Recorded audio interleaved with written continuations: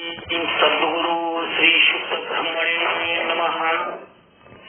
ಈ ಶುಭ ಮುಂಜಾವಿನ ಸಮಯದಲ್ಲಿ ಮೊದಲಿಗೆ ಶ್ರೋತ್ರಿಯ ಬ್ರಹ್ಮನಿಷ್ಠ ಸದ್ಗುರು ಬ್ರಹ್ಮಲೀನ ಶ್ರೀ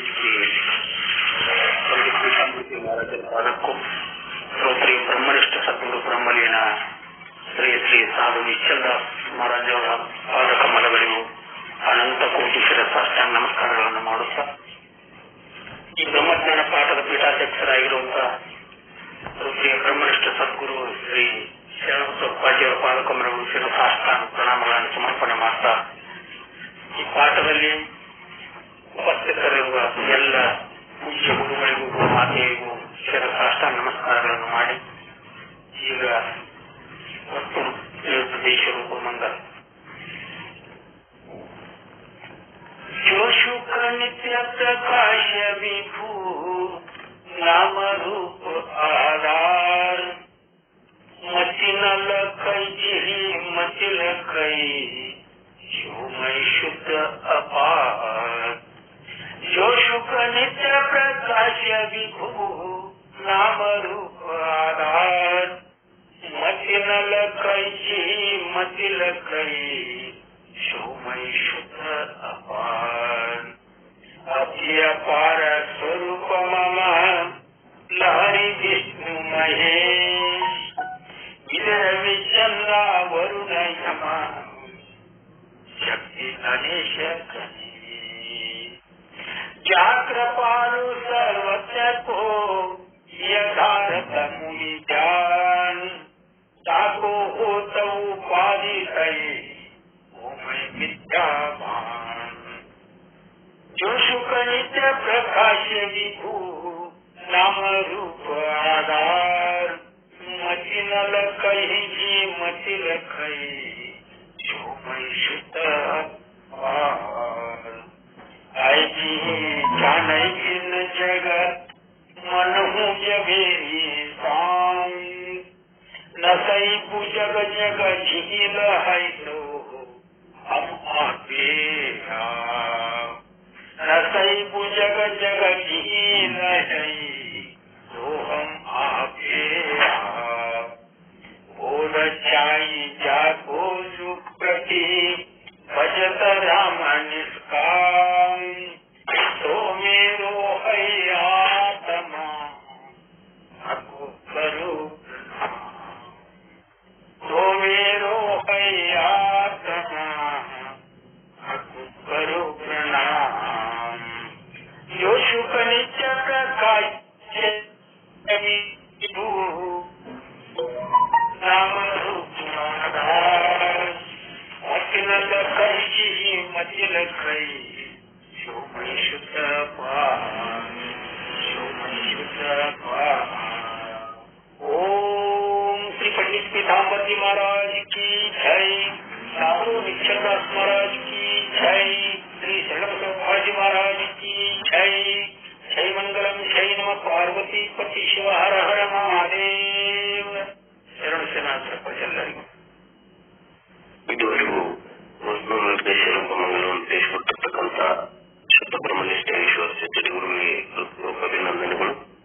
ಇನ್ನು ಶ್ರೋತ್ರಿಯ ಬ್ರಹ್ಮನಿಷ್ಠ ಸದ್ಗುರುಗಳಾಗಿರ್ತಕ್ಕಂಥ ಶರಣಬಸವ ಸ್ವಾಮೀಜಿಯವರು ನಮಗೆಲ್ಲರಿಗೂ ವೇದ ಸಮ್ಮತವಾದ ಮೋಕ್ಷದ ವಿಚಾರವನ್ನ ಹೇಳ್ಕೊಡ್ಬೇಕಂತ ಕೇಳ್ಕೊಟ್ಟು ನಾವೆಲ್ಲರೂ ಆಲಿಸೋಣ.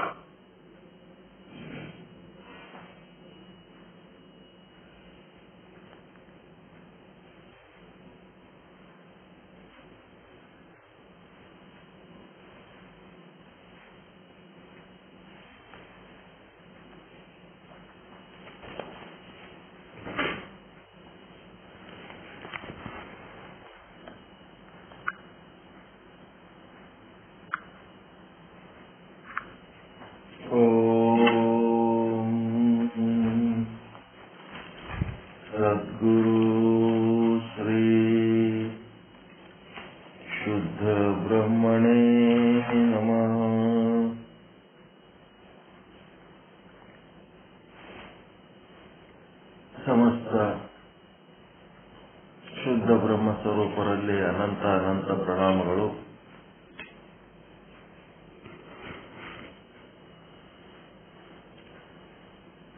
ಚೇತನ ಎನ್ನುವುದು ಎಲ್ಲೆಲ್ಲಿ ತೋರಿ ಬರ್ತದ ಅಲ್ಲಿ ಚೇತನವೇ ಅದೇ ಬ್ರಹ್ಮವಸ್ತು ಆಗಿರ್ತದ. ಆ ಬ್ರಹ್ಮವಸ್ತುವೇ ಅಧಿಷ್ಠಾನ ಆಗಿರ್ತದ ಅಂತೇಳಿ ಈ 136ನೇ ವಿಷಯಾಂಕದ ಒಂದು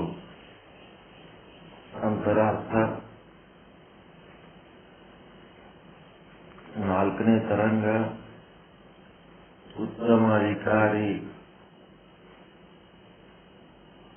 ತತ್ವದೃಷ್ಟಿ ಸದ್ಗುರುಗಳ ಬಳಿ ಕುಳಿತು ಉಪದೇಶ ಪಡ್ಕೊಳ್ತಾ ಇದ್ದಾನೆ. 136ನೇ ವಿಷಯಾಂಕ ರಜ್ಜು ಉಪಹಿತ ಚೇತನ ಮತ್ತು ಅಂತಃಕರಣ ಉಪಹಿತ ಚೇತನ ಅಧಿಷ್ಠಾನವಿರುತ್ತವೆ, ರಜ್ಜು ಅಥವಾ ಅಂತಃಕರಣ ಅಲ್ಲ ಅಂತೇಳಿ ಈ ವಿಷಯಾಂಕದ ಒಂದು ಶೀರ್ಷಿಕೆ. ಈ ಒಂದು ಬ್ರಹ್ಮ ವಸ್ತುವನ್ನ ಕಾಣಬೇಕಾದ್ರೆ ನಾವು ಬ್ರಹ್ಮ ಸ್ವರೂಪರೇ ಆಗ್ಬೇಕಾಗ್ತದ.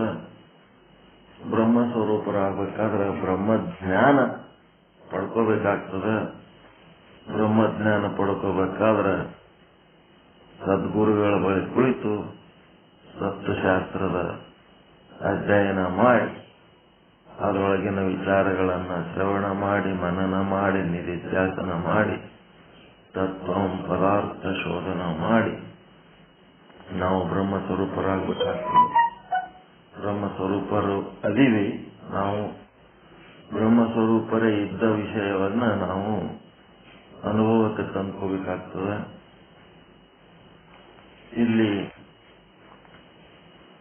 ರಜ್ಜು ಅಂತ ಯಾಕೆ ಕಾಣಿಸ್ತದ, ಒಂದು ವ್ಯಾವಹಾರಿಕ ವಸ್ತು ದರ್ಶನ ನಮ್ಗೆ ಯಾಕಾಗ್ತದ ಅಂತಂದ್ರೆ ಅದು ಒಂದು ರಜ್ಜು ಇರ್ಬೋದು, ಘಟ ಪಟಾದಿ ಲೌಕಿಕ ವಸ್ತುಗಳಿರ್ಬೋದು.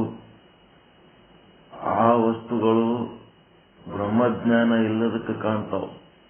ಜಗತ್ತು ಅಥವಾ ಜಗತ್ತಿನಲ್ಲಿ ತೋರುವ ವಸ್ತುಗಳು ಇವೆಲ್ಲ ನಮ್ಗೆ ಯಾಕೆ ಕಾಣ್ತಾವಪ್ಪ?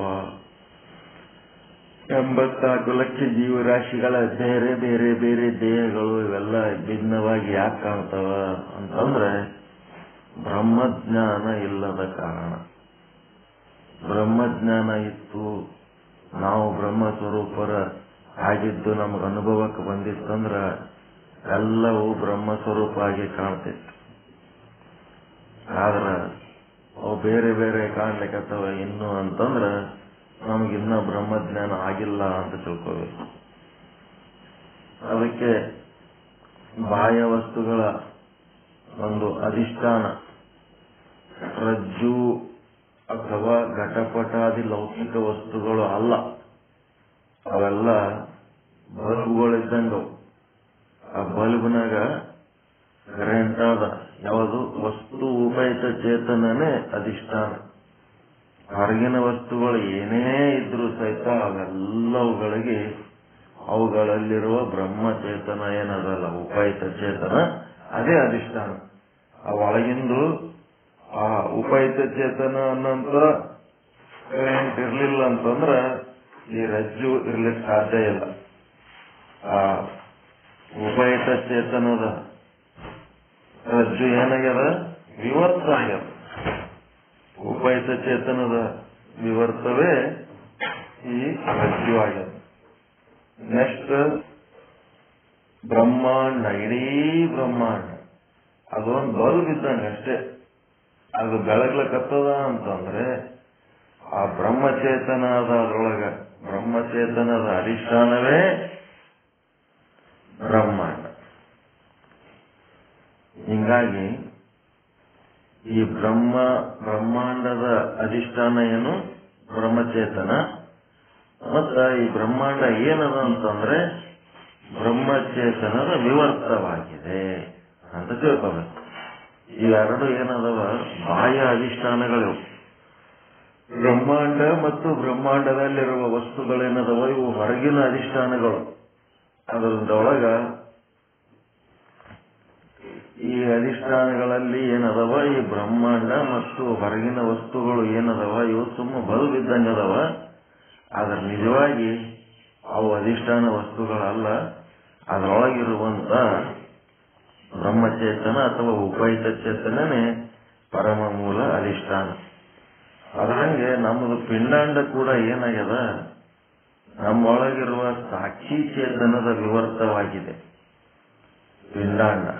ಮತ್ತು ಸಾಕ್ಷಿ ಚೇತನ ಏನಾಗ್ಯದ, ಪಿಂಡಾಂಡದ ಅಧಿಷ್ಠಾನ ಅದ.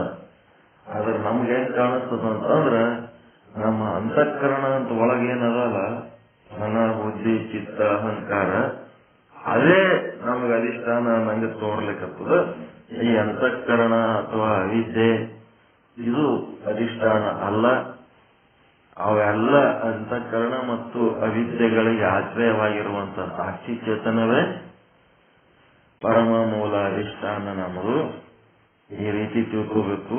ಈ ಶರೀರ, ಸ್ಥೂಲ ಶರೀರ, ಸೂಕ್ಷ್ಮ ಶರೀರ, ಕಾರಣ ಶರೀರ ಏನೇ ಇದ್ರೂ ಸಹಿತ ಅದು ಒಳಗಿನ ಸಾಕ್ಷಿ ಚೇತನದ ವಿವರ್ತಗಳಾಗಿವೆ ಹೊರತು ಅವು ಯಾವುದಕ್ಕೂ ಅಧಿಷ್ಠಾನ ಆಗ್ಲಿಕ್ಕೆ ಸಾಧ್ಯ ಇಲ್ಲ. ಈ ರೀತಿ ತಿಳ್ಕೊಂಡು ಏನ್ ತಿಳ್ಕೋಬೇಕಂದ್ರ, ವ್ಯಾವಹಾರಿಕ ವಸ್ತುವಿನ ಜ್ಞಾನ ಎದಕ್ಕಾಗ್ಲಿಕ್ಕತ್ತದ್ರೆ, ವ್ಯಾವಹಾರಿಕ ವಸ್ತುವಿನ ಜ್ಞಾನ ಯಾಕಾಗ್ಲಿಕ್ಕತ್ತದ, ನಮಗ ವಸ್ತುಗಳು ಯಾಕೆ ತೋರ್ಲಕತ್ತಾವ? ಬ್ರಹ್ಮದ ಜ್ಞಾನ.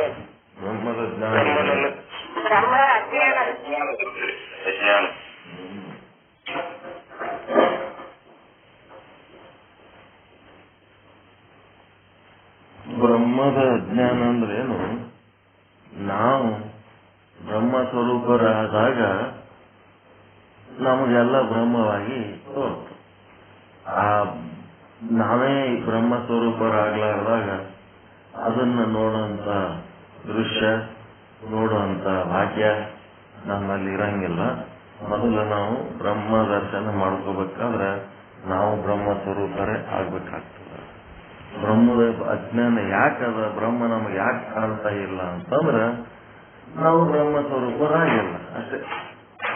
ಬ್ರಹ್ಮನೇ ಕಾಣ್ಬೇಕಂತಂದ್ರೆ ನಾವು to know the God, we have to become the God. ದೇವರನ್ನ ಅರಿಯಬೇಕಾದರೆ ನಾವು ದೇವರೇ ಆಗಬೇಕಾಗುತ್ತದೆ. ದೇವರಾಗಿ ದೇವರನ್ನು ನೋಡಲಿಕ್ಕೆ ಸಾಧ್ಯ. ಈ ರೀತಿ ಇದು. ಅದಕ್ಕೆ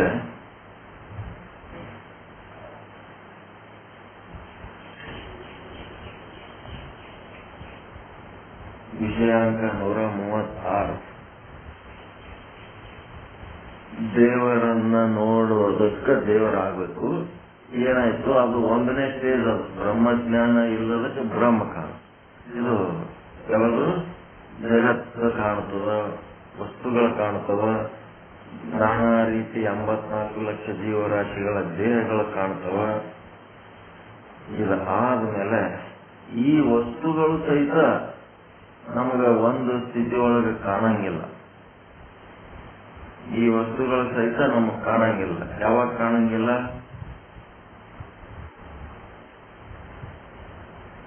ಬೆಳಕಿಲ್ಲದಾಗ ಕಾಣಂಗಿಲ್ಲ. ಬೆಳಕಿಲ್ಲದಾಗ ಕಾಣಂಗಿಲ್ಲ. ಬೆಳಕಿಲ್ಲದಾಗ ಕಾಣಂಗಿಲ್ಲ. ಅಥವಾ ಎಚ್ಚರ ಇಲ್ಲದಾಗ ಕಾಣಂಗಿಲ್ಲ. ಬೆಳಕಿಲ್ಲದಾಗ ಕಾಣಂಗಿಲ್ಲ ಅಥವಾ ಎಚ್ಚರ ಇಲ್ಲದಾಗ ಕಾಣಂಗಿಲ್ಲ. ಅದಕ್ಕೇನಂತಾರ, ಎಚ್ಚರ ಇಲ್ಲದಾಗ ಇದ್ದ ವಸ್ತು ಕಾಣಂಗಿಲ್ಲ, ಇಲ್ಲದ ವಸ್ತು ಕಾಣ್ತಿರ್ತಾವ. ಬೆಳಕಿಲ್ಲದಾಗ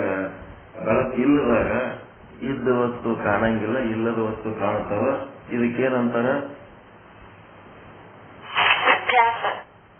ಅಭ್ಯಾಸ, ಭ್ರಮೆ ಅಂತ ಅಂತಾರ. ಈ ಅಭ್ಯಾಸ ಮತ್ತು ಭ್ರಮೆ ಮತ್ತ ಅವುಗಳಿಂದ ಉಂಟಾಗುವ ಜ್ಞಾನ ಅಂದ್ರೆ ಅನುಭವ, ಸುಖ ದುಃಖಾದಿಗಳ ಭಯಾದಿಗಳ ಅನುಭವ.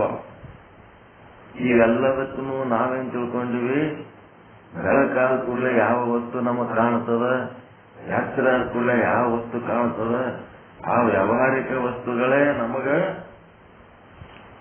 ಅಧಿಷ್ಠಾನ ಅಂತ ತಿಳ್ಕೊಂಡಿವಿ.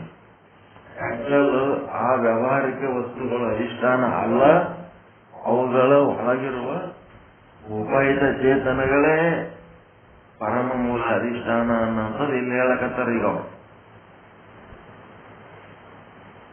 ಬ್ರಹ್ಮ ಕಾಣದು ಬಿಟ್ಟು ವಸ್ತು ಕಾಣ್ಲಕತ್ತದ, ಅದಕ್ಕೆ ಬ್ರಹ್ಮಜ್ಞಾನ ಇಲ್ಲದಕ್ಕೆ. ಬ್ರಹ್ಮಜ್ಞಾನ ಇಲ್ಲದಕ್ಕೆ ವಸ್ತು ಕಾಣ್ತದ, ಆ ವಸ್ತು ಸಹಿತ ಬೆಳಕು ಇರ್ಲಾರ್ದಕ್ಕೆ ಎಚ್ಚರ ಇರ್ಲಾರ್ದಕ್ಕೆ ಮತ್ತೆ ಬೇರೆ ಏನೋ ಆಗಿ ಭ್ರಮ ಅಧಿಷ್ಠಾನ ಆಗಿ ಕಾಣ್ಲಿಕ್ಕತ್ತದ. ಈ ರೀತಿ ಕಾಣಬೇಕಾದ್ರ ಏನಾಗ್ಯದ, ಅಲ್ಲಿ ಪರಮ ಮೂಲ ಅಧಿಷ್ಠಾನ ಬ್ರಹ್ಮನೇ ಆದ, ಉಪಯುಕ್ತ ಚೇತನನೇ ಆದ, ಸಾಕ್ಷಿ ಚೇತನನೇ ಆದ. ಮತ್ತೀಗ ಅದು ಅಜ್ಞಾನ ಹೋಗ್ಲಾಡಿಸ್ಬೇಕಾದ್ರೆ ಈಗ ಅಜ್ಞಾನ ಕಳ್ಕೋಬೇಕಲ್ಲ. ಅಜ್ಞಾನ ಹೋಗ್ಲಾಡಿಸ್ಬೇಕಾದ್ರೆ ಏನ್ ಮಾಡ್ಬೇಕು,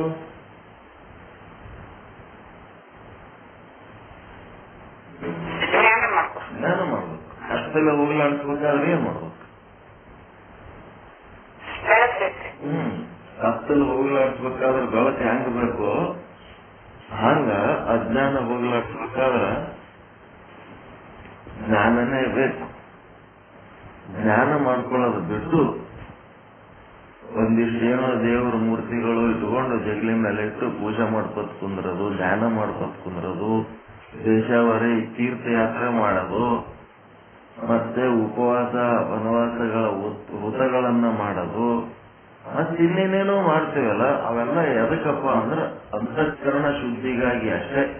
ನಿರ್ಮಲ ಅಂತಃಕರಣ, ನಿಶ್ಚಲ ಅಂತಃಕರಣ ಸಾಧನೆಗಾಗಿ ಹೊರತು ಅದರಿಂದ ನಮ್ಮ ಅಜ್ಞಾನ ದೂರವಾಗಿ ಬ್ರಹ್ಮಜ್ಞಾನ ಆಗುವುದಿಲ್ಲ.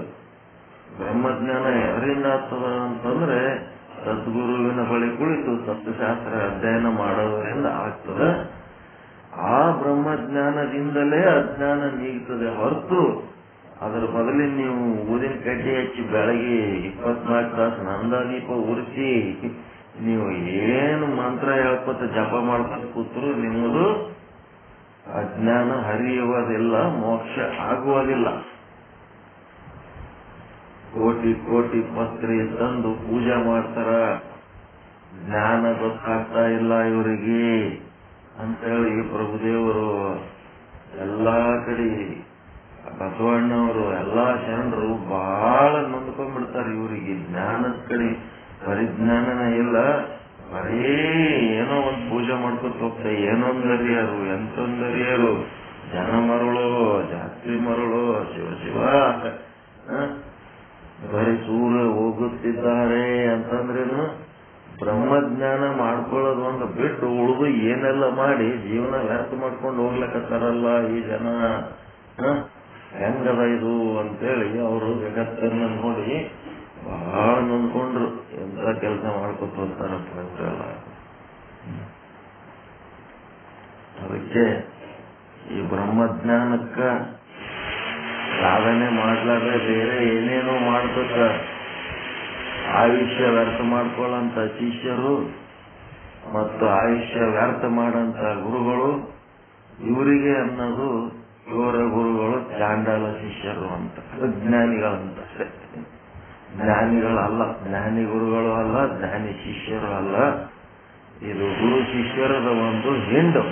ಬ್ರಹ್ಮಜ್ಞಾನ ಸಾಧನೆ ಮಾಡುವ ಗುರು ಶಿಷ್ಯರದು ಒಂದು ಗುಂಪಾದರ, ಬ್ರಹ್ಮಜ್ಞಾನ ಸಾಧನೆಯ ಗಂಧವಿಲ್ಲದ ಗುರು ಶಿಷ್ಯರದು ಒಂದು ಹಿಂಡವ. ಅದು ಎಲ್ಲ ಒಂದು ಪ್ರಾಣಿಗಳ ಗತೆ. ಅವರು ಅವುಗಳಿಂದ ಏನೇನು ಉಪಯೋಗ ಇಲ್ಲ, ಆಯುಷ್ಯ ವ್ಯರ್ಥ. ಅವ್ರದ್ದು ಆಯುಷ್ಯ ವ್ಯರ್ಥ, ಇವ್ರದ್ದು ಆಯುಷ್ಯ ವ್ಯರ್ಥ. ಹೀಗಾಗಿ ಈ ಬ್ರಹ್ಮಜ್ಞಾನ ಬಹಳ ಮುಖ್ಯ ಅದ. ಶಿವಚಿಂತೆ, ಶಿವಜ್ಞಾನ, ಶಿವಜ್ಞಾನವಿಲ್ಲದ ಮನುಷ್ಯರು ಗಗನಕ್ಕೆ ಸಾಗಿರ ಒಳ ಹುಟ್ಟಿದಂತೆ ದೇವ ಅಂತ ಹೇಳ್ತಾರ. ನಿಮ್ಮನ್ನ ನೆನೆಯಲಾರ್ದಂತ, ನಿಮ್ಮನ್ನ ಅರಿಯಲಾರ್ದಂತ, ನಿಮ್ಮ ಸ್ವರೂಪವನ್ನ ಧಾರಣೆ ಮಾಡಲಾರ್ದಂತ ಜನ ಇದ್ದರೆ ಎಂತದಪ್ಪ ಅಂದ್ರೆ ಊರ ಮೃಗಗಳ ಒಂದಾಗಿರಲಾರವೇ ದೇವ ಕಾಡು ಮೃಗಗಳೊಂದಾಗಿರಲಾರವೇ ದೇವ. ಕಾಡಿನಾಗ ಹೆಂಗ ಪ್ರಾಣಿಗಳು ಹಿಂಡಾಗಿರ್ತಾವ ಹಂಗ ಊರಾಗ ಈ ಜನಗಳು ಹಿಂಡಾಗಿರ್ತಾರಂತೆ. ಅವು ಕಾಡು ಮೃಗಗಳು, ಇವು ಊರು ಮೃಗಗಳು ಅಂತ. ನಿಮ್ಮ ಕೂಡಲ ಸಂಗನ ಶರಣರ ಇಲ್ಲದ ಊರು ಏರಿ ಏನದ ನರವಿಂದ ಕಾಣಿರಣ್ಣ ಅಂತಂದ್ರೆ ಏನಂದ್ರ ಪ್ರಾಣಿಗಳು ವಾಸಿಸುವ ಅರಣ್ಯ ಅಂತ. ಅದಕ್ಕಂದ್ರೆ ಇದು ಮನುಷ್ಯರು ವಾಸಿಸುವ ಅರಣ್ಯ. ಮನುಷ್ಯರು ವಾಸಿಸುವ ಅರಣ್ಯ. ಇಲ್ಲಿ ಏನೋ ಆನಂದ ಇಲ್ಲ, ನೆಮ್ಮದಿ ಇಲ್ಲ, ಸಂತೋಷ ಇಲ್ಲ.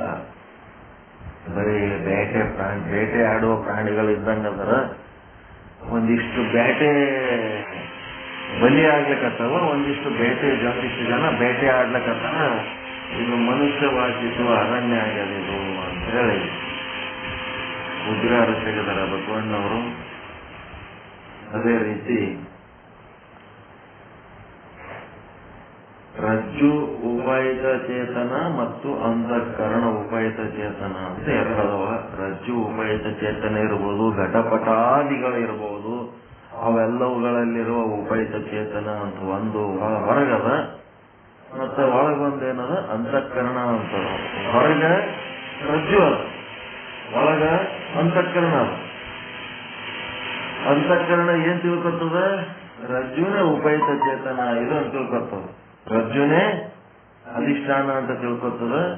ನಿಜವಾಗಿ ನೋಡಿದ್ರ ಅಂತಃಕರಣನೂ ಅಧಿಷ್ಠಾನ ಅಲ್ಲ, ರಜ್ಜುನು ಅಧಿಷ್ಠಾನ ಅಲ್ಲ. ಅಂತಃಕರಣಕ್ಕೆ ಆಶ್ರಯ ನೀಡಿದಂತ ಅಂತಃಕರಣ ಉಪಯುತ ಚೇತನ ಅಂದ್ರೆ ಸಾಕ್ಷಿ ಚೇತನವೇ ಏನದ ಅಧಿಷ್ಠಾನ ಅದ. ಮತ್ತೆ ಯಾವುದಕ್ಕ? ರಜ್ಜುವಿನ ಜ್ಞಾನಕ್ಕೆ.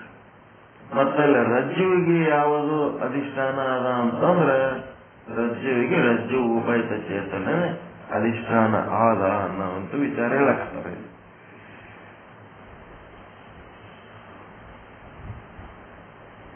ರಜ್ಜು ಉಪಯುತ ಚೇತನ ಮತ್ತು ಅಂತಃಕರಣ ಉಪಯುತ ಚೇತನ ಇವು ಅಧಿಷ್ಠಾನವಿರುತ್ತವೆ. ರಜ್ಜು ಅಥವಾ ಇದ್ಯಾವುದು? ರಜ್ಜು ಅಥವಾ ಅಂತಃಕರಣಗಳು ಇವು ಅಧಿಷ್ಠಾನ ಅಲ್ಲ. ಅದಕ್ಕೆ ಇಲ್ಲಿಯ ತನಕ ನಾವು ಏನ್ ಮಾಡಿವಿ? ರಜ್ಜುವನ್ನೇ ಅಧಿಷ್ಠಾನ ಅಂತ ತಿಳಿದುಕೊಂಡು ಬಂದಿದ್ದೇವೆ. ಯಾವುದಕ್ಕೆ ಅಧಿಷ್ಠಾನ? ಸರ್ಪಕ್ಕೆ ಅಧಿಷ್ಠಾನ ಅಂತ ತಿಳ್ಕೊಂಡಿವಿ. ಕಲ್ಪಿತ ಸರ್ಪಕ್ಕೆ ರಜ್ಜು ಅಧಿಷ್ಠಾನ ಅಲ್ಲ, ರಜ್ಜು ಉಪಯುತ ಚೇತನವೇ ಅಧಿಷ್ಠಾನ. ಕಲ್ಪಿತ ಸರ್ಪಕ್ಕೆ ಅಥವಾ ಅದರ ಜ್ಞಾನಕ್ಕೆ ರಜ್ಜು ಉಪಯುತ ಚೇತನವೇ ಅಧಿಷ್ಠಾನ. ಚೇತನವು ಎಲ್ಲಾ ಕಡೆ ಪರಿಪೂರ್ಣವಾಗಿದೆ. ಬ್ರಹ್ಮ ಜಗದಗಲ ಮುಗಿಲಗಲ ಮಿಗೆಗಲ ಪಾತಾಳದಿಂದ ತತ್ತ ಬ್ರಹ್ಮಾಂಡದಿಂದ ತತ್ತ ಎಲ್ಲ ಕಡೆ ತುಂಬಿ ತುಳುತ್ತಾನೆ. ಅವನಿಗೆ ಉಪಯುತ ಚೇತನ ಅನ್ನಂಗಿಲ್ಲ. ಸರ್ವವ್ಯಾಪಕ ಬ್ರಹ್ಮ ಅಂತಾರ, ವಿಭು ಅಂತಾರ. ಆದ್ರೆ ರಜ್ಜುವಿಗೆ ಸಂಬಂಧಪಟ್ಟಂತೆ ರಜ್ಜುವಿನೊಳಗೆ ಎಷ್ಟು ಗಾತ್ರದಲ್ಲಿ ಆವರಿಸಿದ್ದಾನೋ ಬ್ರಹ್ಮ, ಅಷ್ಟು ಗಾತ್ರದ ಬ್ರಹ್ಮನಿಗೇನಂತಾರ? ರಜ್ಜು ಉಪಯುತ ಚೇತನ ಅಂತಾರ. ಆ ಬ್ರಹ್ಮನಿಗೇನಂತಾರಂದ್ರ ಉಪಾಧಿವಾಲೆ, ರಜ್ಜು ಎನ್ನುವ ಉಪಾಧಿ ಉಳ್ಳವನು ಅಂತ. ಯಾವುದೇ ಒಂದು ಘಟ ಇರೋದು ಘಟ ಉಪಾಧಿವಾಲೆ. ಪಟ ಅಂದ್ರೆ ವಸ್ತ್ರ ಉಪಾಧಿವಾಲೆ. ಇಲ್ಲೇನಾಗೇನ ರಜ್ಜು ಉಪಾಧಿವಾಲೆ ಆಗ್ಯಾನೀಗ ಬ್ರಹ್ಮ ಉಪಯುತ ಚೇತನ. ಘಟಪಟಾದಿಗಳು ಮತ್ತು ರಜ್ಜು ಏನಪ್ಪಾ ಅಂದ್ರೆ ಇವು ಉಪಾಧಿಗಳು. ಮತ್ತ ಚೇತನ ಏನದ? ಉಪಾಧಿವಾಲೆ. ಇದನ್ನು ತಿಳ್ಕೊಂಡ್ಮೇಲೆ ಮತ್ತು ಅಂತಃಕರಣ ಉಪಯುತ ಚೇತನ, ನಮ್ಮ ಅಂತಃಕರಣವು ಎಷ್ಟು ಗಾತ್ರದಲ್ಲಿದೆಯೋ ಅಷ್ಟು ದೇಶದೊಳಗೆ ತುಂಬಿರುವಂತಹ ಆ ಬ್ರಹ್ಮಚೇತನಕ್ಕೆ ಅಂತಃಕರಣ ಉಪಯುತ ಚೇತನ ಎನ್ನುತ್ತಾರೆ. ಸರ್ಪದ ಅಧಿಷ್ಠಾನ ರಜ್ಜು ಉಪಯುತ ಚೇತನ, ಸರ್ಪದ ಜ್ಞಾನದ ಅಧಿಷ್ಠಾನ ಅಂತಃಕರಣ ಉಪಯುತ ಚೇತನ. ಇದು ಡೈಲಾಗ್ ತಿಳ್ಕೋಬೇಕು. ಸರ್ಪ ಹೊರಗದ, ಸರ್ಪ ವಸ್ತು ಯಾವದಾಗ್ಯದಪ್ಪ? ಆ ಸರ್ಪದ ಆಕಾರ ಯಾವದಾಗ್ಯದ? ಸರ್ಪಾಕಾರ, ಸರ್ಪದ ಜ್ಞಾನಾಕಾರ. ಎದರಿಂದ ಆಗ್ಯದಂದ್ರ ಸರ್ಪಾಕಾರ ಆಗಿದ್ರೆ ಅದರದ ಮೂಲ ವಸ್ತು ಯಾವುದು? ರಜ್ಜು ಉಪಯುತ ಚೇತನ. ಮತ್ತು ಸರ್ಪದ ಜ್ಞಾನಾಕಾರ ಏನಾಗ್ಯದಲ್ಲ, ಆ ಜ್ಞಾನಕ್ಕ ಮೂಲ ಉಪಯುತ ಚೇತನ ಯಾವುದಂತಂದ್ರ ಸಾಕ್ಷಿ ಚೇತನ, ಅಂತಃಕರಣದಲ್ಲಿರುವ ಸಾಕ್ಷಿ ಚೇತನ. ಅಂದ್ರೆ ಸರ್ಪದ ಅಧಿಷ್ಠಾನ ರಜ್ಜು ಅಲ್ಲ, ಸರ್ಪದ ಜ್ಞಾನದ ಅಧಿಷ್ಠಾನ ಅಂತಃಕರಣ ಅಲ್ಲ. ಸರ್ಪದ ಜ್ಞಾನ ಆಗ್ಲಕ್ಕತ್ತದ ಅಂತಃಕರಣದಲ್ಲಿ, ಸರ್ಪ ಹೊರಗದ. ಇವೆರಡೂ ಅಧಿಷ್ಠಾನ ಅಲ್ಲ, ಅವುಗಳಲ್ಲಿರುವ ಚೇತನಗಳೇ ಅಧಿಷ್ಠಾನಗಳು. ಯಾಕೆಂದರೆ ಸರ್ಪವು ಹೊರಗೆ ಇದೆ, ಸರ್ಪದ ಜ್ಞಾನವು ಒಳಗೆ ಇದೆ. ಹೊರಗೆ ತೋರತಕ್ಕಂಥ ಸರ್ಪಕ್ಕೆ ಅಧಿಷ್ಠಾನ ಯಾವುದು ಅಂದ್ರೆ ರಜ್ಜು ಉಪಯುತ ಚೇತನ, ರಜ್ಜು ಅಲ್ಲ. ಒಳಗೆ ಇರುವ ಸರ್ಪದ ಜ್ಞಾನದ ಅಧಿಷ್ಠಾನ ಯಾವುದು ಅಂದ್ರೆ ಅಂತಃಕರಣ ಉಪಯುತ ಚೇತನ. ಅಂತಃಕರಣವೇ ಅಲ್ಲ. ಅಂತಃಕರಣ ಉಪಯುತ ಚೇತನ ಅಂದ್ರೂ ಒಂದೇ, ಸಾಕ್ಷಿ ಚೇತನ ಅಂದ್ರೂ ಒಂದೇ. ಏನೈತೀಗ? ರಜ್ಜು ಹೊರಗೆ ಇದೆ. ಒಂದು ವಾಕ್ಯ ಬರ್ಕೋಬೇಕು, ರಜ್ಜು ಹೊರಗೆ ಇದೆ ಅಂದ್ರೆ ಬ್ರಹ್ಮಾಂಡದಲ್ಲ. ರಜ್ಜು ಅಧಿಷ್ಠಾನ ಏನಂತ ತಿಳ್ಕೊಂಡಿದ್ದೇವೆ ಇಲ್ಲಿ ತನಕ? ರಜ್ಜುವಿನ ಅಧಿಷ್ಠಾನ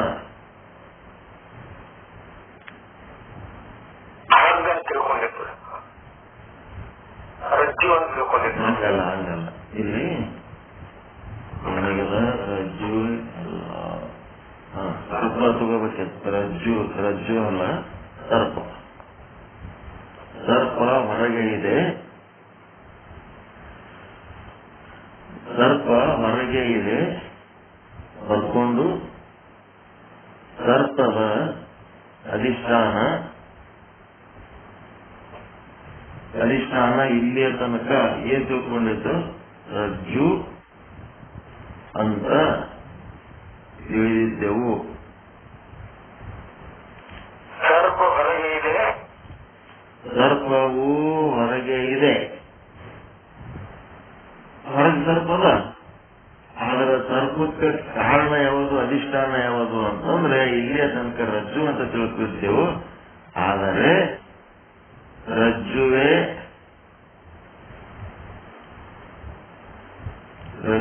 ಅಧಿಷ್ಠಾನ ಅಲ್ಲ. ರಜ್ಜುವೇ ಅಧಿಷ್ಠಾನ ಅಲ್ಲ. ನಿಜವಾದ ಅಧಿಷ್ಠಾನ ಯಾವುದೆಂದರೆ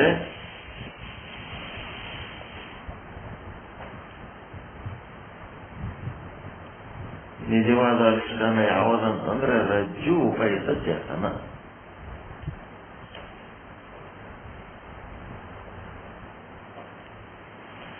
ರಜ್ಜು ಉಪಯುತ ಚೇತನವೇ ಅದರ ಅಧಿಷ್ಠಾನ. ಸರ್ಪಕ್ಕ ಅಂತ ರಜ್ಜುವಿ ಹಗ್ಗಕ್ಕ ಎಲ್ಲದಕ್ಕೂ ಉಪಯುತ ಚೇತನ ಯಾವುದು? ರಜ್ಜು ಉಪಯುತ ಚೇತನನೇ ಅದಕ್ಕೆ ಅಧಿಷ್ಠಾನ. ಏನಾಗ್ಯದ? ಉಪಹಿತ ಚೇತನ ವಿವರ್ತವಾಗಿ ರಜ್ಜು ಆಗಿ ತೋರುತ್ತದೆ.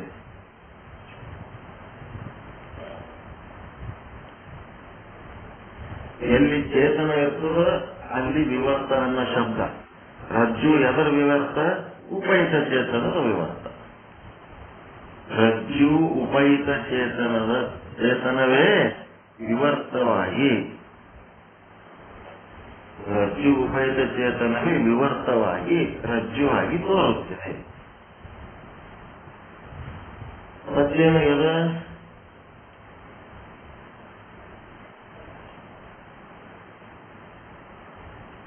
ರಜ್ಜುವಿನಲ್ಲಿ ಮಸಗತ್ತಲೆಯ ಕಾರಣ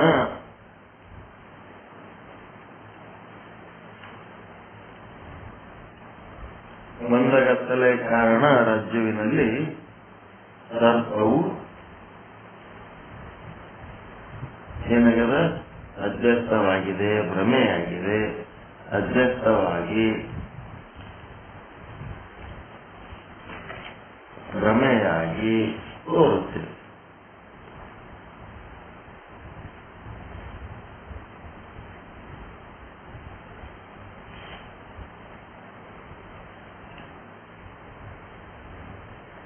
ಏನೇನೈತಿ ಇಲ್ಲಿ? ಬ್ರಹ್ಮಜ್ಞಾನ ಇಲ್ಲದ ಕಾರಣ, ಬ್ರಹ್ಮಜ್ಞಾನ ಇಲ್ಲದ ಕಾರಣ ಏನಾಗ್ಯದ? ಹೊರಗೊಂದು ಸರ್ಪ ಕಾಣಕತ್ತದ ನಿಮಗೆ. ಬ್ರಹ್ಮಜ್ಞಾನ ಇಲ್ಲದ ಕಾರಣ ಸರ್ಪ ಹೊರಗೆ ಇದೆ. ಸರ್ಪದ ಅಧಿಷ್ಠಾನ, ಈ ಸರ್ಪ ಇಲ್ಯಾಕೆ ಕಾಣ್ಲಕತ್ತದ ಅಂತಂದ್ರ ಅಲ್ಲಿ ಒಂದು ಹಗ್ಗ ಬಿದ್ದದ. ಇಲ್ಲಿ ತನಕ ನಾವೇನ್ ತಿಳ್ಕೊಂಡಿವಿ, ಸರ್ಪದ ಅಧಿಷ್ಠಾನ ಇಲ್ಲಿಯ ತನಕ ರಜ್ಜು ಅಂತ ತಿಳಿದಿದ್ದೆವು. ಆದರೆ ಆ ರಜ್ಜು ಕೂಡ ಏನದ ಅಧಿಷ್ಠಾನ ವಸ್ತು ಅಲ್ಲ. ಬೆಳಕ ಬಂದ ಕೂಡಲೇ ಸರ್ಪ ಹೆಂಗ ಇಲ್ದಂಗ ಆಗ್ತದ, ಹಂಗ ಬ್ರಹ್ಮಜ್ಞಾನ ಬಂದ ಕೂಡಲೇ ರಜ್ಜುನು ಇಲ್ದಂಗ ಆಗ್ತದ, ಬಾಧೆಗಳು. ಹೀಗಾಗಿ ಅದನ್ನು ಅಧಿಷ್ಠಾನ ಅಲ್ಲ, ನಿಜವಾಗಿ ರಜ್ಜು ಅಂತ ತಿಳ್ಕೊಂಡಿದ್ದೆವು. ಆದರೆ ನಿಜವಾಗಿ ನೋಡಿದರೆ ಆ ರಜ್ಜುವಿನ ಉಪಯುಕ್ತ ಚೇತನವೇ ಏನಾಗಿದೆ? ಅಧಿಷ್ಠಾನವಾಗಿದೆ. ತಿಳಿಲಕತ್ತದು. ಮತ್ತೆ ರಜ್ಜು ಉಪಯುಕ್ತ ಚೇತನವೇ ಏನಾಗ್ಯದ? ವಿವರ್ತವಾಗಿ ತೋರುತ್ತಿದೆ. ಎದಕ್ಕೆ ವಿವರ್ತ ಆಗ್ಯದ? ಬ್ರಹ್ಮಜ್ಞಾನ ಇಲ್ಲದಕ್ಕೆ. ಬ್ರಹ್ಮಜ್ಞಾನ ಇಲ್ಲದಕ್ಕೆ ಏನಾಗ್ಯದ? ಉಪಯುಕ್ತ ಚೇತನವೇ ವಿವರ್ತವಾಗಿ ರಜ್ಜು ತೋರುತ್ತೆ, ರಜ್ಜು ಆಗಿ ತೋರ್ತಾ ಇದೆ. ಮುಂದ ರಜ್ಜು ಏನ್ ಮಾಡ್ಯದ? ಇನ್ನೂ ಮುಂದುವರೆದು ಬೆಳಕು ಇಲ್ಲದ ಕಾರಣ, ಮಂದಗತ್ತಲೆಯ ಕಾರಣ ಆ ರಜ್ಜು ಹೋಗಿ ಏನಾಗ್ಯದ? ಮತ್ತ ಮೂರನೇ ವಸ್ತು ಆಗಿ ಕಾಣ್ಲಿಕ್ಕತ್ತದ, ಸರ್ಪ ಆಗಿ ಕಾಣ್ಲಿಕ್ಕತ್ತದ. ಈ ಸರ್ಪಕ್ಕ ಅಧಿಷ್ಠಾನ ರಜ್ಜು ಅಂತ ಇಲ್ಲಿ ತನಕ ತಿಳಿದಿದ್ದೆವು. ರಜ್ಜು ಅಲ್ಲ, ರಜ್ಜುವಿನೊಳಗಿನ ಉಪಯುಕ್ತ ಚೇತನವೇ ಆ ರಜ್ಜುವಿಗೂ ಅಧಿಷ್ಠಾನ ಮತ್ತು ರಜ್ಜುವಿನಲ್ಲಿ ತೋರುವ ಸರ್ಪಕ್ಕೂ ಅಧಿಷ್ಠಾನ.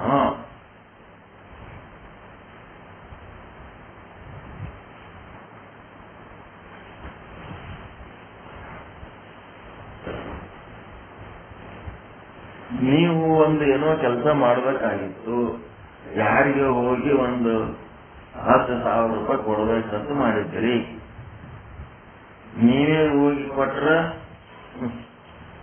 ಏನಾಯ್ತದು?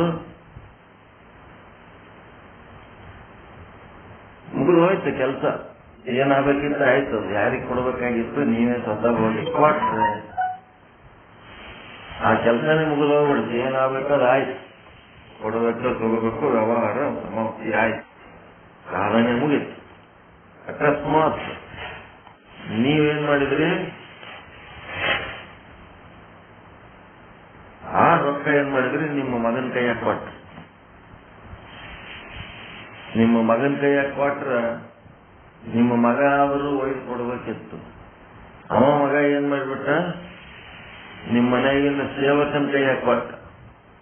ನೋಡಪ್ಪ ಇವ್ರಿಗೆ ಮುಟ್ಟಿಸ್ಬೇಕು ಅಂತ ಅಪ್ಪ ಮಗನಿಗೆ ಕೊಟ್ಟ. ಆಗ ಏನ್ ಮಾಡ್ದ? ಸೇವಕನಿಗೆ ಕೊಟ್ಟ. ಅಲ್ಲಿ ಸೇವಕ ಏನ್ ಮಾಡ್ದ? ಕೆಲಸ ಒಂದು ಒತ್ತಡದಲ್ಲಿ ಆ ದುಡ್ಡು ಎಲ್ಲೇ ಕಳ್ಕೊಂಡ್ಬಿಟ್ಟ. ದುಡ್ಡು ಎಲ್ಲೇ ಕಳ್ಕೊಂಡ್ಬಿಟ್ಟನಂತಂದ್ಮೇಲೆ ಈಗೇನಾಯ್ತು? ಅವ ದುಡ್ಡು ಕಳ್ಕೊಂಡಿರ್ಬೋದು. ಅವ ದುಡ್ಡು ಕಳ್ಕೊಂಡಂದ್ರೆ ಅವ್ರ ಮಗ ಜಿಮ್ಮೆದಾರಿ ಆತನ ರೊಕ್ಕ ಕೊಡೋದಕ್ಕ? ಏನ್ ಅವ್ರ ಅಪ್ಪನ ಜಿಮ್ಮೆದಾರಿ ಇರ್ತಾನ? ಮತ್ತ ರೊಕ್ಕ ಕೊಡ್ಬೇಕಲ್ಲ. ಮತ್ತೆ ಇವ್ರು ಕಳ್ಕೊಂಡ್ರೆ ಅವನೇನ್ ಮಾಡ್ಬೇಕು? ಅವ ಯಾರಿಗೆ ಕೇಳ್ತಾನ? ಅಪ್ಪನಿಗೆ ಕೇಳ್ತಾನ. ಆಮೇಲೆ ಗೊತ್ತಿಲ್ಲ, ಕಥೆ ಹೇಳ್ಬಿಡ ನೀನು. ಮಗನಿಗೆ ಕೊಟ್ಟಿರೋ, ಆ ಮಗನಿಗೆ ಕೊಟ್ಟದೋ, ಕಳ್ಕೊಂಡವ್ರಿಗೆ ಹೇಳ್ಕೊಂಡವ್ರ ನನ್ ರೊಕ್ಕ ನೀ ಕೊಡ್ಬೇಕು ಕೊಡುವಂತನೋ. ಹಂಗ ಅಧಿಷ್ಠಾನ ವಸ್ತು ಅಪ್ಪನೇ. ರಜ್ಜು ಅಲ್ಲ, ಸರ್ಪ ಅಲ್ಲ. ಸರ್ಪ ಅಂದ್ರ ಆಳ್ ಮಗ ಇದ್ದಂಗ. ಮಗ ಅಂದ್ರ ಹಗ್ಗ ಇದ್ದಂಗ, ಉಪಹಿತ ಚೇತನ ಅಂದ್ರ ಅಪ್ಪ ಇದ್ದಂಗ. ಇಲ್ಲಿ ವ್ಯವಹಾರಕ್ಕೆ ಜಿಮ್ಮೆದಾರಿ ಯಾವ್ದಂದ್ರ ಉಪಹಿತ ಚೇತನವೇ ಹೊರತು ರಜ್ಜು ಅಲ್ಲ ಮತ್ತು ಉಪಹಿತ ಚೇತನದ ವಿವರ್ತವಾದ ರಜ್ಜು ಅಲ್ಲ, ರಜ್ಜುವಿನಲ್ಲಿ ಉಂಟಾದ ಸರ್ಪ ಅಲ್ಲ. ಹಿಂಗದ ನೋಡಿ. ಇದು ಹೊರಗಿನ ವ್ಯವಹಾರ ಇತ್ತು. ಇನ್ನು ಒಳಗ ಬಂದು ಏನದಂತಂದ್ರ ಸರ್ಪದ ಜ್ಞಾನ ಆಗ್ಲಿಕ್ಕತ್ತದ. ಇದು ಎದಕ್ಕೆ ಆಗ್ಲಿಕ್ಕತ್ತದ? ಬ್ರಹ್ಮಜ್ಞಾನ ಇಲ್ಲದ ಕಾರಣ. ಬ್ರಹ್ಮಜ್ಞಾನ ಇಲ್ಲದ ಕಾರಣ ಸರ್ಪದ ಜ್ಞಾನ ಒಳಗೆ ಆಗುತ್ತಿದೆ. ಒಳಗೆ ಸರ್ಪದ ಜ್ಞಾನ ಆಗುತ್ತಿದೆ. ಈ ಸರ್ಪದ ಜ್ಞಾನ ಆಗುವುದಕ್ಕೆ, ಈ ಸರ್ಪದ ಜ್ಞಾನ ಉಂಟಾಗುವುದಕ್ಕೆ ನಾವು ಇಲ್ಲಿಯ ತನಕ ಏನ್ ತಿಳ್ಕೊಂಡಿದ್ದೆವು? ನಮ್ಮ ಅಂತಃಕರಣವೇ ಅಧಿಷ್ಠಾನ ಅಂತ ತಿಳಿದಿದ್ದೆವು. ಅಂತಃಕರಣನೇ ಅಧಿಷ್ಠಾನ ಅಂತ ತಿಳ್ಕೊಂಡಿದ್ದೇವೆ. ಇಲ್ಲಿ ತನಕ ರಜ್ಜು ಅಂತ ಹೆಂಗ್ ತಿಳ್ಕೊಂಡಿದ್ದೇವ ಹಂಗ, ಸರ್ಪ ಆಗುವುದಕ್ಕೆ ರಜ್ಜು ಅಂತ ಹೆಂಗ ತಿಳ್ಕೊಂಡಿದ್ದೆವು ಅಧಿಷ್ಠಾನ, ಹಂಗ ಸರ್ಪದ ಜ್ಞಾನ ಆಗೋದಕ್ಕ ಅಂತಃಕರಣ ಅಂತ ತಿಳ್ಕೊಂಡಿದ್ದೆವು. ಆದರೆ ಅಂತಃಕರಣ ಅಧಿಷ್ಠಾನ ಅಲ್ಲ.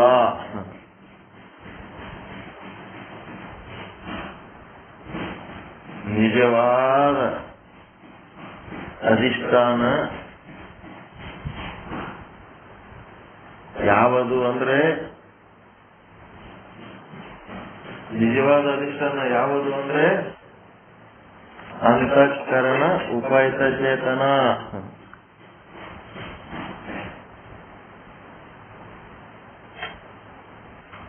ಅಂತಃಕರಣ ಉಪಹಿತ ಚೇತನ.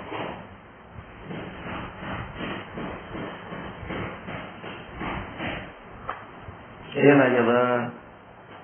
ಅಂತಃಕರಣ ಉಪಹಿತ ಚೇತನವೇ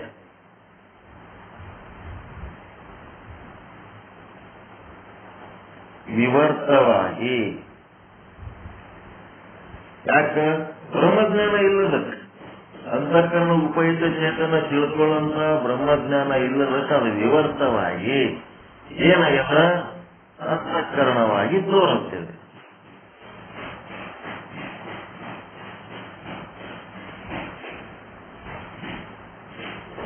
ಅಂತಃಕರಣವಾಗಿ ತೋರಬೇಕು ಇರಲಿ. ಆದ್ರೆ ಅಲ್ಲಿ ಏನಾಗ್ಯದ? ಮಂದಗತ್ತಲೆಯ ಕಾರಣ ಅಲ್ಲೇನಾಯ್ತು? ರಜ್ಜುವಿನ ಆವರಣ ಭಂಗವಾಗಲಿಲ್ಲ. ಮಂದಗತ್ತಲೆಯ ಕಾರಣ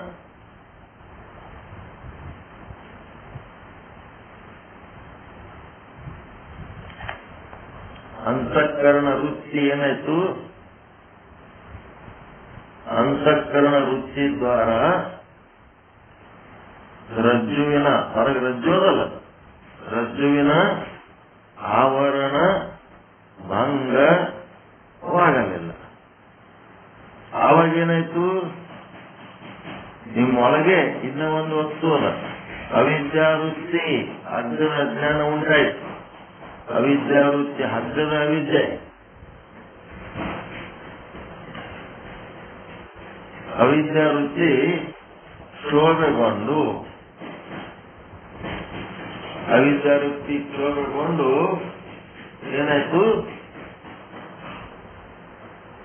ಸರ್ಪದ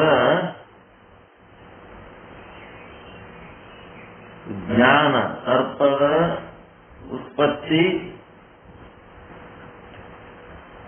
ಹೊರಗೆ ಆದರೆ ಸರ್ಪದ ಜ್ಞಾನದ ಅಂದ್ರೆ ಸರ್ಪದ ಅನುಭವ, ಸರ್ಪದ ಜ್ಞಾನದ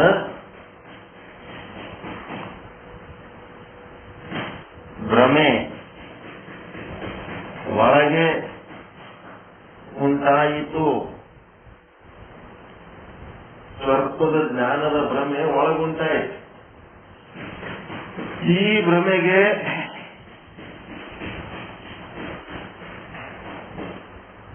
ಅಧಿಷ್ಠಾನ, ಈ ಭ್ರಮೆಗೆ ಅಧಿಷ್ಠಾನ ಅಂತಃಕರಣ ಅಲ್ಲ. ಈ ಭ್ರಮೆಗೆ ಅಧಿಷ್ಠಾನ ಅಂತಃಕರಣ ಅಲ್ಲ. ಯಾವುದು ಅಧಿಷ್ಠಾನ ಅಂದ್ರೆ, ಹಾಗಾದರೆ ಯಾವುದು ಅಧಿಷ್ಠಾನಪ್ಪ ಅಂತಂದ್ರೆ, ಹಂಗಾದ್ರೆ ಅಧಿಷ್ಠಾನ ಯಾವ್ದಕ್ಕೆ ಅಂತೀರಿ ಅಂದ್ರೆ ಅಂತಃಕರಣ ಉಪಸ್ಥಿತ ಚೇತನ. ಅದನ್ನೇ ಸಾಕ್ಷಿ ಚೇತನ ಎಂತಲೂ ಕರೆಯುತ್ತಾರೆ. ನಿನ್ನ ಹೇಳಿದಿಷ್ಟು. ಸರ್ಪ ಹೊರಗೆ ತಯಾರಾಗ್ಯದ, ಸರ್ಪದ ಜ್ಞಾನ ಒಳಗೆ ತಯಾರಾಗ್ಯದ. ಹೊರಗಿನ ಸರ್ಪಕ್ಕೆ ನಾವು ಅಧಿಷ್ಠಾನ ರಜ್ಜು ಅಂತ ತಿಳ್ಕೊಂಡಿದ್ದೆವು, ಅದು ತಪ್ಪು. ಸರ್ಪಕ್ಕ ಅಧಿಷ್ಠಾನ ರಜ್ಜುವಿನ ಉಪಯುಕ್ತ ಚೇತನ. ಮತ್ತ ಒಳಗ ಸರ್ಪದ ಜ್ಞಾನ ಏನಾಗ್ಯದಲ್ಲ, ಆ ಸರ್ಪದ ಜ್ಞಾನಕ್ಕೆ ನಾವೇನ್ ತಿಳ್ಕೊಂಡಿದ್ದೆವು, ಆ ಅಧಿಷ್ಠಾನವಾದಂತ ಅಂತಃಕರಣನೇ ಅಧಿಷ್ಠಾನ ಅಂತ ತಿಳ್ಕೊಂಡಿದ್ದೆವು. ಅಂತಃಕರಣ ಅಧಿಷ್ಠಾನ ವಸ್ತು ಅಲ್ಲ. ಆ ಅಂತಃಕರಣದಲ್ಲಿರುವ ಉಪಯುಕ್ತ ಚೇತನವೇ ಅಧಿಷ್ಠಾನ ವಸ್ತು ಆಗ ಅಂತೇಳಿ ಇಲ್ಲಿ ತನಕ ತಿಳ್ಕೊಂಡಿದ್ದೆವು. ನಿನ್ನೆ ತನಕ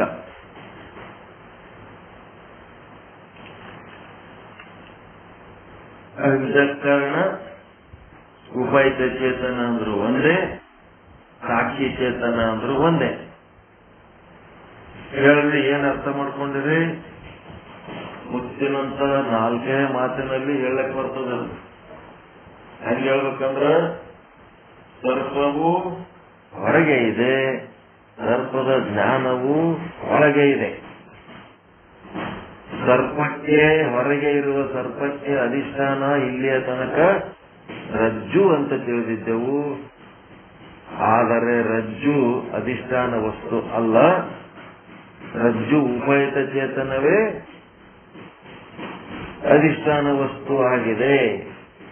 ಅದೇ ರೀತಿ ಒಳಗೆ ಆಗಿರುವ ಸರ್ಪದ ಜ್ಞಾನಕ್ಕೆ ಅಧಿಷ್ಠಾನ ವಸ್ತು ಯಾವುದಂತ ಇಲ್ಲಿ ತನಕ ತಿಳಿದಿದ್ದೆವು ಅಂದ್ರೆ ನಮ್ಮ ಅಂತಃಕರಣವೇ ಅಧಿಷ್ಠಾನ ವಸ್ತು ಅಂತ ತಿಳ್ಕೊಂಡಿದ್ದೆವು.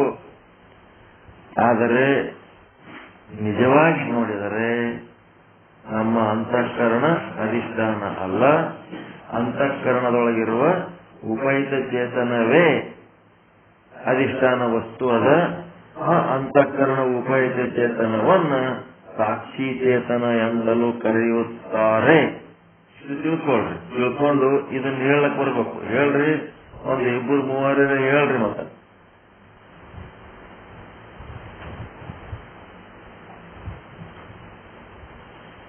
ಬಹಳ ಇಂಪಾರ್ಟೆಂಟ್ ವಾಕ್ಯ ಹೇಳ್ರಿ. ಇಲ್ಲಿಯವರೆಗೆ ಸರ್ಪಕ್ಕೆ ಅಧಿಷ್ಠಾನವೆಂದು ತಿಳಿದಿದ್ದೆವು. ರಜ್ಜುವಿಗೆ ರಜ್ಜಿಗೆ ಉಪಯುಕ್ತ ಚೇತನ ಮತ್ತು ಸರ್ಪದ ಜ್ಞಾನ ಒಳಗೆ ಇರುತ್ತದೆ. ಜ್ಞಾನಕ್ಕೆ ಇಲ್ಲಿಯವರೆಗೆ ಅಂತಃಕರಣವೇ ಅಧಿಷ್ಠಾನವೆಂದು ತಿಳಿದಿದ್ದೀವಿ. ಈಗ ಮತ್ತು ಅಧಿಷ್ಠಾನಕ್ಕೆ ಅಂತಃಕರಣದ ಉಪಯುಕ್ತ ಚೇತನ ಅಧಿಷ್ಠಾನವಿರುತ್ತದೆ ಸರ್ಪದ ಜ್ಞಾನಕ್ಕೆ.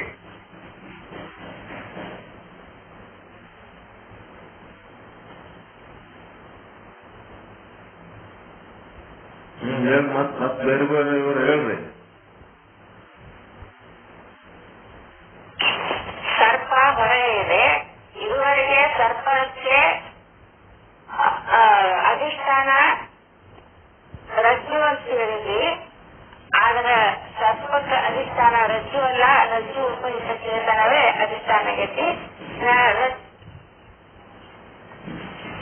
ಸರ್ಪದ ಜ್ಞಾನ ಒಳಗೆ ಇದೆ. ಆ ಸರ್ಪದ ಜ್ಞಾನಕ್ಕೆ ಇದುವರೆಗೆ ಅಂತಃಕರಣವೇ ಅಧಿಷ್ಠಾನ ಅಂತ ತಿಳ್ಕೊಂಡಿದ್ವಿ. ಆದ್ರ ಅಂತಃಕರಣ ಅಧಿಷ್ಠಾನ ಅಲ್ಲ.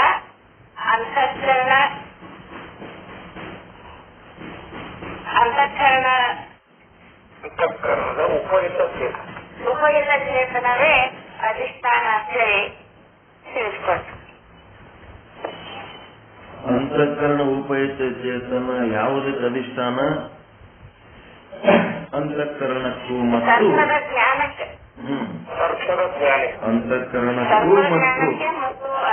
ಅಂತಃಕರಣಕ್ಕೂ ಮತ್ತು ಸರ್ಪದ ಜ್ಞಾನಕ್ಕೆ. ಮತ್ತು ರಜ್ಜು ಉಪಯುಕ್ತ ಚೇತನ ಯಾವುದಕ್ಕೆ ಅಧಿಷ್ಠಾನ ಅಂತಂದ್ರೆ ರಜ್ಜುವಿಗೂ ಮತ್ತು ಸರ್ಪ. ಇಷ್ಟು ತಿಳ್ಕೋಬೇಕು. ಈ ಅಂತಃಕರಣ ಉಪಯುಕ್ತ ಚೇತನವನ್ನೇ ನಾವೇನ್ ಮಾಡಿವಿ? ಸಾಕ್ಷಿ ಚೇತನ ಅಥವಾ ಕೂಟಸ್ಥ ಚೇತನ, ಆತ್ಮಚೇತನ ಕೂಡ ಅಂತೀವಿ.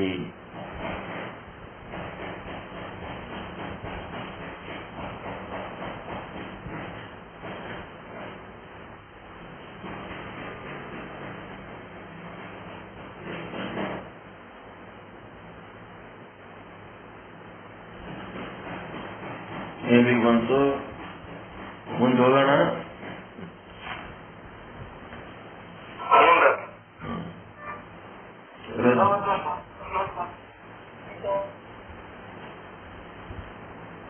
ರಜ್ಜು ಉಪಯುಕ್ತ ಚೇತನ ಮತ್ತು ಅಂತಃಕರಣ ಉಪಯುಕ್ತ ಚೇತನ ಅಥವಾ ಸಾಕ್ಷಿ ಚೇತನ ಅಧಿಷ್ಠಾನವಿರುತ್ತದೆ. ರಜ್ಜು ಅಲ್ಲ, ಅಂತಃಕರಣ ಅಲ್ಲ. ಮಿಥ್ಯಾ ಸರ್ಪದ ಅಧಿಷ್ಠಾನವು ರಜ್ಜು ಉಪಯುಕ್ತ ಚೇತನವಿರುತ್ತದೆ, ರಜ್ಜು ಅಲ್ಲ. ಏಕೆಂದರೆ ಸರ್ಪದಂತೆ ರಜ್ಜು ಆದರೂ ಕೂಡ ಕಲ್ಪಿತವಿರುತ್ತದೆ. ರಜ್ಜು ಸರ್ಪ ಹೆಂಗೆ ಕಲ್ಪಿತ ಅದ, ರಜ್ಜುನು ಕಲ್ಪಿತ ಅದ. ಹೌದಲ್ರಿ? ಯಾಕಲ್ಲ ಅಂತಂದ್ರೆ ಅದನ್ನು ಕಲ್ಪಿತದ, ಅದನ್ನು ಬ್ರಹ್ಮ ಅಲ್ಲ, ಇದನ್ನು ಬ್ರಹ್ಮ ಅಲ್ಲ. ಎರಡು ಕಲ್ಪಿತನೇ ಅದ. ಒಂದು ಕಲ್ಪಿತ ವಸ್ತು ಇನ್ನೊಂದು ಕಲ್ಪಿತ ವಸ್ತುವಿಗೆ ಅಧಿಷ್ಠಾನವಾಗಲಾರದು. ಆ ರೀತಿ ಹೇಳಲಿಕ್ಕೆ ಬರಂಗಿಲ್ಲ. ರಜ್ಜುನು ಕಲ್ಪಿತ, ಅದೇ ಹೇಳಿದ್ನಲ್ಲ, ಫಂಕ್ಷನ್ ರೊಕ್ಕ ಖರ್ಚು ಮಾಡೋರು ಬೇರೆ ಯಾರೋ, ಇವ್ರಿಗೊಂದು ಇನ್ವಿಟೇಷನ್ ಬರ್ತದೆ, ಇವರು ಅತಿಥಿಗಳು, ಮತ್ತೆ ಇವ್ರು ಯಾರಿಗೆ ಕರ್ಕೊಂಡು ಜೊತೆಗೆ ಅವರು ಅತಿಥಿಗಳು, ಇಬ್ರು ಅತಿಥಿಗಳೇ. ಯಾರು ಅದನ್ನ ಫಂಕ್ಷನ್ ನಮ್ದು ಅನ್ನಕ್ ಬರಂಗಿಲ್ಲ. ನಮ್ದು ಅನ್ನೋರು ಅಲ್ಲಿ ರೊಕ್ಕ ಖರ್ಚು ಮಾಡೋರೇ ಅಧಿಷ್ಠಾನಗಳು. ಹಾಗೆ ಒಂದು ಕಲ್ಪಿತ ವಸ್ತು ಇನ್ನೊಂದು ಕಲ್ಪಿತ ವಸ್ತುವಿಗೆ ಅಧಿಷ್ಠಾನವಾಗುವುದು ಸಂಭವಿಸುವುದಿಲ್ಲ. ಆದ್ದರಿಂದ ರಜ್ಜು ಉಪಯುಕ್ತ ಚೇತನವೇ ಅಧಿಷ್ಠಾನವಿರುತ್ತದೆ, ರಜ್ಜು ಅಲ್ಲ. ಇಲ್ಲಿಯ ತನಕ ಸರ್ಪಕ್ಕೆ ಅಧಿಷ್ಠಾನ ರಜ್ಜು ಅಂತ ಹೇಗೆ ಹೇಳುತ್ತಿದ್ದೆವೋ, ಆದರೆ ಈಗ ರಜ್ಜು ಉಪಯುಕ್ತ ಚೇತನವನ್ನು ಅಧಿಷ್ಠಾನವನ್ನು ಹೇಳುತ್ತಿದ್ದೇವೆ. ಸರ್ಪಕ್ಕೆ ಅಧಿಷ್ಠಾನ ಯಾವುದು ಅಂದರೆ ರಜ್ಜು ಉಪಯುಕ್ತ ಚೇತನ. ಯಾಕಪ್ಪ ಹಿಂಗ್ಯಾಕ್ ಮಾಡಿದ್ರಿ ಅಂತಂದ್ರೆ, ಸರ್ಪದಂತೆ ರಜ್ಜು ಆದರೂ ಕೂಡ ಕಲ್ಪಿತವೇ ಇದೆ. ಹಿಂಗ್ಯಾಕ್ ಹೇಳಕತ್ತೀರಿ? ಇಲ್ಲಿ ತನ ಒಂದ್ ಹೇಳ್ತೀರಿ, ಈಗ ಮತ್ತೊಂದ್ ಹೇಳ್ತೀರಲ್ಲ, ರಾಗ ಯಾಕೆ ಬದಲಾಗ್ತೀರಿ ಅಂತಂದ್ರ ರಜ್ಜು ಕೂಡ ಏನದ? ಕಲ್ಪಿತನೇ ಅದ. ಸರ್ಪನು ಕಲ್ಪಿತನೇ ಅದ. ಹೀಗಾಗಿ ಅದಕ್ಕೆ ಅಧಿಷ್ಠಾನ ಅನ್ಲಿಕ್ಕೆ ಬರಂಗಿಲ್ಲ.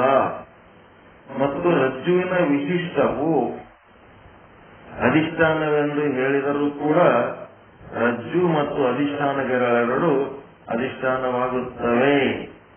ರಜ್ಜು ವಿಶಿಷ್ಟವಾದಂತಹ ಚೇತನಕ್ಕೆ ನೀವು ಏನಾರ ಹಿಂಗ್ ಹೇಳಿದ್ರಿ ಅಂತಂದ್ರ ಎರಡು ಅಧಿಷ್ಠಾನ ಅಂದ್ರೆ ಎರಡು ಅಧಿಷ್ಠಾನ ಇರ್ಲಿಕ್ಕೆ ಸಾಧ್ಯ ಇಲ್ಲ.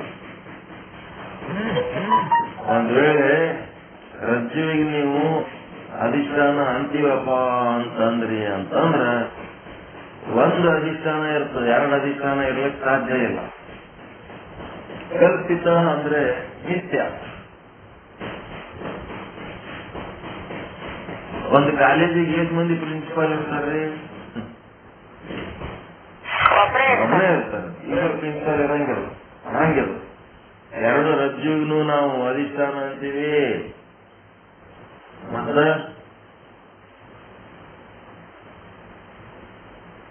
ಮತ್ತೆ ಅವರು ಉಭಯತ ಚೇತನಕ್ಕೂ ಅಧಿಷ್ಠಾನ ಅಂತೀವಿ ಅಂತಂದ್ರೆ ತಪ್ಪ.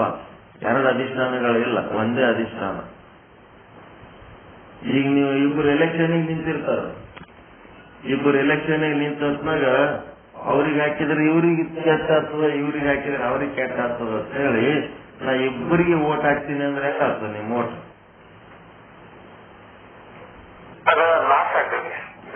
ಲಾಸ್, ಮಾಡಿದ ಕೆಲಸ ವೇಸ್ಟ್. ಹೀಗಾಗಿ ಹಂಗಾಗಬಾರ್ದು. ಯಾವುದರ ಒಂದನ್ನು ಅಧಿಷ್ಠಾನವಾಗಿ ಹಿಡ್ಕೊಂಡು ಉಳಿದುದನ್ನ ಕಲ್ಪಿತ ಮಾಡಬೇಕು. ಅದಕ್ಕೆ ಕಲ್ಪಿತ ಅಂದ್ರೆ ಏನು? ಕಲ್ಪಿತ ಅಂದ್ರೆ ಮಿಥ್ಯಾ. ಮಿಥ್ಯ ಅಂದ್ರೆ ಅನಿರ್ವಚನೀಯ. ತಿಳ್ಕೋಬೇಕಿವೆಲ್ಲ. ಮತ್ತೊಂದು ಶಬ್ದ ಗೊತ್ತು ನೋಡ್ರಿ. ಕಲ್ಪಿತ ಅಂದ್ರೆ ಮಿಥ್ಯ, ಮಿಥ್ಯ ಅಂದ್ರೆ ಅನಿರ್ವಚನೀಯ. 146ನೇ ವಿಷಯಾಂಕದ ತನಕ ಈಗ 136 ಇನ್ನ 10 ವಿಷಯಾಂಕಗಳು. ಶಬ್ದಗಳು ಬೇರೆ ಬೇರೆ ಬಳಸ್ತಿರ್ಬೋದು, ಆದ್ರ ಅದೆಲ್ಲ ಅನಿರ್ವಚನೀಯ ಖ್ಯಾತಿಗೆ ಸಂಬಂಧಪಟ್ಟದ್ದೇ ಅದ. ಕಲ್ಪಿತ ಅಂದ್ರೆ ಮಿಥ್ಯ. ರಜ್ಜುವಿನ ಜ್ಞಾನವಾದ ತಕ್ಷಣ ಸರ್ಪವು ಹೇಗೆ ಮಿಥ್ಯವಾಗುತ್ತದೆಯೋ ಹಾಗೆಯೇ ಬ್ರಹ್ಮದ ಜ್ಞಾನವಾದ ತಕ್ಷಣವೇ ಏನಾಗ್ತದೆ? ರಜ್ಜು ಕೂಡ ಮಿಥ್ಯವಾಗುತ್ತದೆ. ಬ್ರಹ್ಮಜ್ಞಾನ ಆದ ಕೂಡಲೇ ರಜ್ಜು ಮಿಥ್ಯ ಆಗ್ತದೆ, ಮತ್ತೆ ರಜ್ಜುವಿನ ಜ್ಞಾನ ಆದ ಕೂಡಲೇ ಸರ್ಪ ಮಿಥ್ಯ ಆಗ್ತದೆ. ರಜ್ಜುವಿನಲ್ಲಿ ಸರ್ಪವು ಹೇಗೆ ಕಲ್ಪಿತವಿದೆಯೋ ಹಾಗೆಯೇ ಬ್ರಹ್ಮದಲ್ಲಿ ರಜ್ಜು ಕೂಡ ಕಲ್ಪಿತವಿದೆ. ರಜ್ಜುವಿನಲ್ಲಿ ಕಲ್ಪಿತವಾದ ಸರ್ಪ ಪ್ರಾತಿಭಾಸಿಕ ಸತ್ಯ ಅದ, ಬ್ರಹ್ಮದಲ್ಲಿ ಕಲ್ಪಿತವಾದಂತ ರಜ್ಜು ವ್ಯಾವಹಾರಿಕ ಸತ್ಯ ಅದ. ಇವೆಲ್ಲ ಹೇಳ್ಕೊಂಡು ಬಂದೀವಿ ನಾವು. ಇಲ್ಲಿ ಏನಾಯ್ತು? ಸರ್ಪವೂ ಕಲ್ಪಿತ, ರಜ್ಜುವೂ ಕಲ್ಪಿತ. ಕಲ್ಪಿತ ಅಂದ್ರೆ ಮೊದಲ ಇರಲ್ಲ, ಕೊನೆಯಲ್ಲೂ ಇರಲ್ಲ, ಮಧ್ಯದಲ್ಲಿ ತೋರಿ ಅಡಕತಕ್ಕಂತಹದ್ದಕ್ಕೆ ಕಲ್ಪಿತ ಎನ್ನುತ್ತಾರೆ. ಮೊದಲು ಇರುವಂಥದ್ದು, ಕೊನೆಯಲ್ಲೂ ಇರುವಂಥದ್ದು, ಮಧ್ಯದಲ್ಲಿ ಇರುವಂಥದ್ದಕ್ಕೆ ಅಧಿಷ್ಠಾನ ಅಂತ. ಕಲ್ಪಿತ ಅಂದ್ರೆ ಮೊದಲು ಇರಲ್ಲ, ಕೊನೆಯಲ್ಲೂ ಇರಲ್ಲ, ಮಧ್ಯದಲ್ಲಿ ತೋರಿ ಅಡಗ್ತದೆ, ಅದಕ್ಕೆ ಕಲ್ಪಿತ ಅಂತ. ಅದಕ್ಕೆ ಸರ್ಪನೂ ಕಲ್ಪಿತ, ರಜ್ಜುನೂ ಕಲ್ಪಿತ. ಎರಡೂ ಇಲ್ಲ. ಒರಿಜಿನಲ್ ಯಾವುದು? ಉಭಯತ ಚೇತನ ಒಂದೇ ಒರಿಜಿನಲ್. ಈ ಬ್ರಹ್ಮಜ್ಞಾನ ಇರಲಿಲ್ಲ ಅಂತಂದ್ರೆ ಏನಾಗ್ತದ? ಒಬ್ಬ ಸಾಲಿ ಕಲ್ತೇ ಕಲ್ತನಂತ ನಿನ್ನೊಂದು ಹಾಕಿವ್ ನೋಡ್ರಿ. ಹಾಲು ಮಾರಿ ಒಂದಿಷ್ಟ ಎತ್ತುಗಳು ಕಟ್ಕೊಂಡನ, ಎಮ್ಮಿಗಳು ಕಟ್ಕೊಂಡನ, ಆಕಳುಗಳು ಕಟ್ಕೊಂಡನ, ಹಾಲು ಮಾರಿ ಲಕ್ಷಗಟ್ಟಲೆ ಗಳಿಸ್ಲಕತ್ತಾನ. ಆ ಪ್ರಾಣಿಗಳ ಸಗಣಿ ಮಾರಿ ಲಕ್ಷಗಟ್ಟಲೆ ಗಳಿಸ್ಲಕತ್ತಾನ. ಅವನ ಕ್ಲಾಸ್ಮೇಟ್ಗಳು ಸಾಫ್ಟ್ವೇರ್ ಇಂಜಿನಿಯರ್ ಆಗಿ ಬೆಂಗಳೂರಾಗ 30,000 50,000 ರೂಪಾಯಿ ಪಗಾರ ದುಡಿಲಕತ್ತ. ಸಾಲಿ ಕಲ್ತ್ರೆ ಉದ್ಧಾರ ಆತಾರಂತೇನಿಲ್ಲ. ಸಾಲಿ ಕಲಿಬಹುದು, ಕಲಿದೇ ಇರ್ಬೋದು, ಆದ್ರ ಬುದ್ಧಿ ಇರಬೇಕು. ಅಕ್ಷರ ಜ್ಞಾನ ಸಲುವಾಗಿ ಸಾಲಿ ಬೇಕಷ್ಟೇ. ಅಲ್ಲಿ ಡಿಗ್ರಿ ತಗೊಂಡವ್ರೆಲ್ಲ ಉದ್ಧಾರ ಆತಾರಂತ ಏನಿಲ್ಲ. ಅವ್ರಕ್ಕಿಂತ ಜಬರ್ದಸ್ತ್ ಆತಾರ ಮುಂದೆ. ಓದ್ಲಾರ್ದವ್ರು ಸಹಿತ ಅವ್ರಕ್ಕಿಂತ ಜಬರ್ದಸ್ತ. ಈಗ ನಮ್ ದೇಶ ಆಳ್ಲಕತ್ತದವ್ರು ಯಾರು? IAS ದವ್ರ ಏನ್ ರಾಜಕಾರಣಿಗಳು? ದೇಶವನ್ನ ರಾಜಕಾರಣಿಗಳು ಆಳ್ಲಕತ್ತಾರ ಏನು? IAS IPS ಓದಿದವ್ರು ಆಳ್ಲಕತ್ತಾರ್ರಿ. ಶಾಲೆ ಕಲೀಲಾರ್ದವ್ರೆ ಗಾಡ್ಗಳು, ಕತ್ತೆಗಳು, ಕೆಲ್ಸಕ್ಕೆ ಬರ್ಲಾರ್ದವ್ರು ಎಲೆಕ್ಷನ್ ನಿಂತು ಓಟ್ ಹಾಕೊಂಡು ಕುದುರೆಗಳ ಮೇಲೆ ಏನ್ ಮಾಡ್ತಾರ? ಅಧಿಕಾರ ಮಾಡ್ಲಕತ್ತಾರ. ಅಂದ್ರ ಸಾಲಿ ಕಲಿಯೋದೇ ಬಹಳ ಮುಖ್ಯ ಅಲ್ಲ. ಅಕ್ಷರ ಜ್ಞಾನಕ್ಕಾಗಿ ಒಂದಿಷ್ಟು ಲೆಕ್ಕಾಚಾರ ಮಾಡೋದಕ್ಕೆ ಸಾಲಿ ಬೇಕಾಗ್ಯದ. ಬದುಕೋದಕ್ಕೆ ಅದೇ ಬೇಕಂತೇನಿಲ್ಲ. ಬದುಕಲಕ್ಕ ಬೆಕ್ಕಾದಂಗ ಅದು ಇಲ್ಲದೇನು ಬದುಕಬಹುದು. ಸಾಲಿ ಕಲಿಲಾರದವರ ಮುಂದ ಸಾಲಿ ಕಲಿತರಾಗಿ ದುಡಿಯಕತ್ತ ಅವ್ರು ಹೇಳ್ದಂಗೆ ಕೇಳ್ಬೇಕು ಇವ್ರು.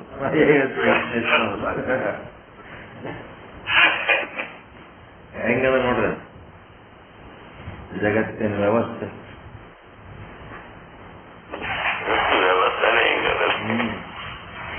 ಅದಕ್ಕೊಬ್ಬವ ಸಾಲಿ ಕಲಿ ಬಹಳ ಮುಖ್ಯ, ಎಜುಕೇಶನ್ ಅಂದ್ರೆ ಬಹಳ ಮುಖ್ಯ ಅಂತ ಹೇಳಿ ಅವ್ರ ಅಪ್ಪ ಸಾಲಿ ಮಾಸ್ತರ್ ಇರ್ತಾನ, ಸಾಲಿನೇ ಕಲ್ಸದೇ ಮಾಡ್ತಾನ. ಸಾಲಿ ಮಾಸ್ತರ್ಗ ಯಾವಾಗ ಸಮಾಧಾನ ಆಗ್ತದಂದ್ರ ನನ್ನ ಮಗ ಒಬ್ಬ ಸಾಲಿ ಮಾಸ್ತರ್ ಆಗತ್ತಂತ ಅವನಿಗೆ ಸಮಾಧಾನ ಇರಲ್ಲ. ಒಂದು ಮಗನಿಗೆ ಸಾಲಿ ಮಾಸ್ತರ್ ಮಾಡಬೇಕಂತ ಇರ್ತಾನ.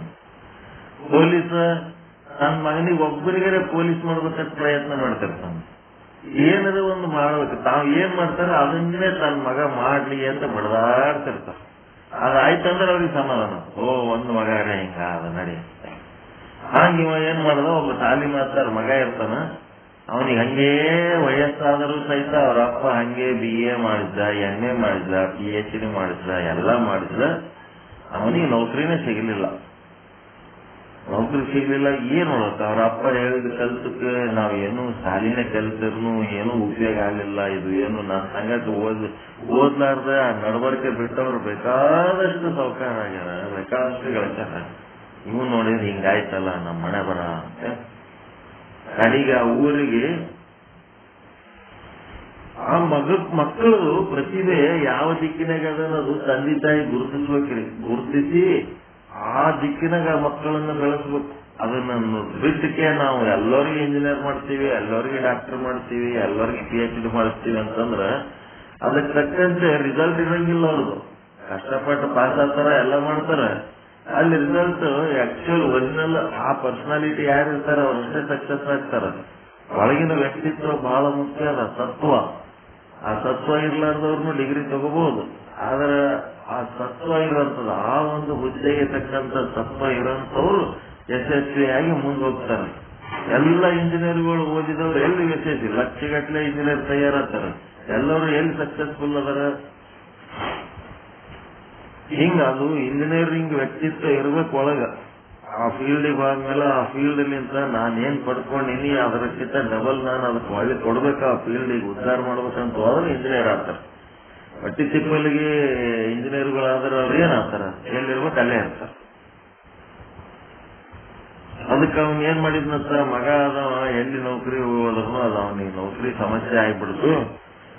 Circus company ಬಂದಿರ್ತದ. ಸರ್ಕಸ್ ಕಂಪನಿಗೆ ಆದ್ರೆ ನೋಡೋಣ ಏನಾರ ಅಲ್ಲಿ ಮನಾರು ಮಂದಿ ಕೆಲಸದವ್ರು ಇರ್ತಾರ, ಪ್ರಾಣಿಗಳಿರ್ತಾವ, ಎಲ್ಲರಿಗೂ ಕೆಲಸ ಸಿಗ್ತದ, ನನಗೆ ಯಾಕೆ ಸಿಗಲ್ಲ ಅಂತ ಹೇಳಿ ಸರ್ಕಸ್ ಮಾಲಕನ ಮೇಲೆ ಹೋಗಿ ಹೆಂಗೋ ಕಷ್ಟಪಟ್ಟು ನನಗೊಂದು ಕೆಲಸ ಕೊಡ್ರಿ. ಕೆಲ್ಸಕ್ಕೆ ಸರ್ಕಸ್ ಮಾಲೀಕ ಏನಂತ PhD ನಮ್ಮಲ್ಲಿ ಏನಪ್ಪ ತಾಲೀಮು, ಎಕ್ಸರ್ಸೈಸು, ಅಂಗ ಸೌಷ್ಠವ, ಅಂಗ ಪ್ರದರ್ಶನ ಮಾಡೋರಿಗೆ ನಾವು ಸರ್ಕಸ್ ನ ಕರ್ಕೊತೀವಿ. PhD ಆದವ್ರದ್ದು ನಮ್ದೇನ್ ಕೆಲಸ ಇಲ್ಲಪ್ಪ, ನಮ್ಮಲ್ಲಿ ಏನ್ ಕೆಲಸ ಇಲ್ಲ. ನೀವು ಬಿಡ್ಲೇ ಇಲ್ಲತ್ತ ಬೆನ್ನತ್ತಿ ಯಾಂಗರೆ ಮಾಡಿ ನೀವು ಕೆಲಸ ಪಡಿಬೇಕು, ನನಗ ನಾ ಮಾಡ್ತೀನಿ. ಇಷ್ಟು ಮಂದಿ ಕೆಲಸ ಕೊಡ್ತಾರ, ನೀವು ಕೆಲಸ ಮಾಡ್ತಾರ, ನನಗ್ ಮಾಡ್ಲಿಕ್ಕೆ ಯಾಕೆ ಬೇಡ ಅಂತೀನಿ ನೀನು ಅಂತಂದ. ಆಯ್ತಪ್ಪ ವಿಚಾರ ಮಾಡಿ ಹೇಳ್ತೀನಿ, ಇವತ್ತ ನಾಳೆಗೆ ಬಾ ಅಂತ. ಅವನೇನ್ ಮಾಡ್ತಾನ, ಅವನ ಬಳಿ ಒಂದು ಸಿಂಹದೊಂದು ಚರ್ಮ ಬರ್ತದ. ಆ ಚರ್ಮ ಇವನಿಗೆ ಹೊದಿಸಿ ಸಿಂಹದಂಗ ಒಂದು ಶೋ ಮಾಡಮು ಅಂತ ಸರ್ಕಸ್ ಮಾಲೀಕನ್ ತಲೆಗೆ ಬರ್ತದ. ಆ ಸಿಂಹದ ಹಂಟರ ಕರೀತಾರ. ಕರೆದ್ಮೇಲೆ ಏನಾಗ್ತದ, ಆ ಸಿಂಹದ ಚರ್ಮ ಇವನಿಗೆ ಹೊದಿಸಿ ಈ ರೀತಿ ಮಾಡ್ಬೇಕಂತೀನಿ. ಹೆಂಗ ಅಂದ್ರ ಆಯ್ತು ತರಬೇತಿ ಕೊಡ್ತೀನಿ ಕರೀರಿ ಅಂತ ಹೇಳಿ ಕರೆಸ್ತಾರ. ಅವನಿಗೆ ಕರ್ಕೊಂಡು PhD ಆದವನಿಗೆ ಒಂದು ಸಿಂಹದ ಒಂದು ಚರ್ಮ ಹೊರಿಸಿ ಸಿಂಹ ಹೆಂಗ್ ಆಟ ಆಡ್ಬೇಕು, ಅದು ಹೊರಗೆ ಬಂದಾಗ ಶೋ ಹೆಂಗ್ ಮಾಡ್ಬೇಕು, ಅದಕ್ಕೆಲ್ಲ ಮೊದಲು ಪಂಜರದೊಳಗೆ ಇರ್ಬೇಕು. ಆಮೇಲೆ ಅದು ತೆರೆದ ಕೂಡಲೇ ಹೊರಗೆ ಬರ್ಬೇಕು. ಮತ್ತೇನ್ ಮಾಡ್ಬೇಕು, ಇವ ಹೆಂಗ್ ಹೇಳ್ತಾನ ಹಂಗೆ ಕೇಳ್ಬೇಕು. ಮತ್ತ ಒಳ್ಳೆ ಆರ್ಡರ್ ಮಾಡಿದ ಕೂಡಲೇ ಪಂಜರದೊಳಗೆ ಹೊಕ್ಕೋಬೇಕು. ಇಷ್ಟು ಕಲಿಸ್ತಾರ. ಆಯ್ತು ಅಂತ ಕಲಿಸ್ತಾರ. ಅದೇನಾಯ್ತದ, ಶೋ ಮಾಡೋ ದಿವಸ ಬರ್ತದ. ಫಸ್ಟ್ ಕ್ಲಾಸ್ ಶೋ ಮಾಡ್ತಾನ, ಎಲ್ಲ ಮಾಡ್ತಾನ. ಅಟತಿಗೆ ಏನಾಗ್ತದೆ, ಇವತ್ತು ತಂದಿಟ್ಟು ಪಂಜರ ಬೇರೆ ಯಾವಾಗ ಪ್ರಾಣಿ ತರಬೇಕಾಗಿರ್ತೋ ಅವ್ರು ತಗೊಂಡು ಹೋಗ್ಬಿಡ್ತಾರ. ತಗೊಂಡು ಆದ ಕೂಡ್ಲೇನೆ ಅಲ್ಲಿನ ಒಂದು ಪಂಜರ ಇರ್ತದೆ. ಆ ಪಂಜರದೊಳಗೆ ಹೋಗಂತ ಅವನಿಗೆ ಗಬ್ಬಲ ಕಟ್ಟಿಬಿಡ್ತಾನ. ಅಂಟಾರ ಹೋಗಂತ ಹೇಳಿದ್ರ ಅದು ಸಿಂಹ ಒಳಗೆ ಹೋಗವಲ್ದು, ಒಳಗೆ ಹೋಗಲ್ದು. ಯಾಕೆ ಹೋಗಲ್ದು? ಇದಕ್ಕೆ ಒಳಗೆ ಹೋಗಂತ ಹೇಳಿ ಆರ್ಡರ್ ಮಾಡಿದ್ರೆ ಯಾಕೆ ಹೋಗಲ್ಲಾಗ್ಯದ ಅಂತ ಹೇಳಿ ವಿಚಾರ ಮಾಡಿದ್ರೆ ಅಲ್ಲಿ ಏನಾಗ್ಯದ, ಅದ್ರೊಳಗೆ ಇನ್ನೂ ಒಂದು ಬೇರೆ ಸಿಂಹ ಕೂತ್ಬಿಟ್ಟ. ಈ ಸಿಂಹ ಒಳಗಾದ್ರ ಅಲ್ಲಿ ಒಳಗೊಂದು ಸಿಂಹ ಬೇರೆ ಕುಂತ. ಹಿಂಗಾಗಿ ಅದು ಒಳಗೆ ಹೋಗಲ್ಲ. ಅವ ಹೊರಗಿದ್ರೆ ಹಂಟರ್ ಸಿಕ್ಕಾಪಟ್ಟೆ ಹೊಡ್ಲಿಕತ್ತಾನ, ಅದಕ್ಕೆ ನಡಿ ಒಳಗ್ ನಡಿ ಅಂತ ಹೇಳಿ ಅದು ಹೊಡೆಸ್ಕೊಳಕತ್ತದ ಹೊರತು ಹೊರಗೆ ಹೋಗಲ್ಲ. ಇದೇನ್ ತಿಪ್ಪಲ ಬರ್ತಪ್ಪ, ನನಗ ಒಂದು ನೌಕರಿ ಮಾಡ್ಬೇಕಂತಂದ್ರೆ ಹಿಂಗಾಯ್ತಲ್ಲ. ಆ ಕಡೆ ಒಂದು ಸಿಂಹ, ಈ ಕಡೆ ಹಂಟರ್ನ ಮಧ್ಯೆ ಇದೇನು ತ್ರಾಸ ಮಾಡ್ಕೊಳ್ಳೋದು ಬಂತ ಅಂತ ಹೇಳಿ ಅದು ಪಶ್ಚಾತ್ತಾಪ ಪಡ್ಕೋತ ಆ ಕಡೆ ಈ ಕಡೆ ಆ ಕಡೆ ಓಡಾಡಕತ್ತಿ ಬಿಡ್ತದ.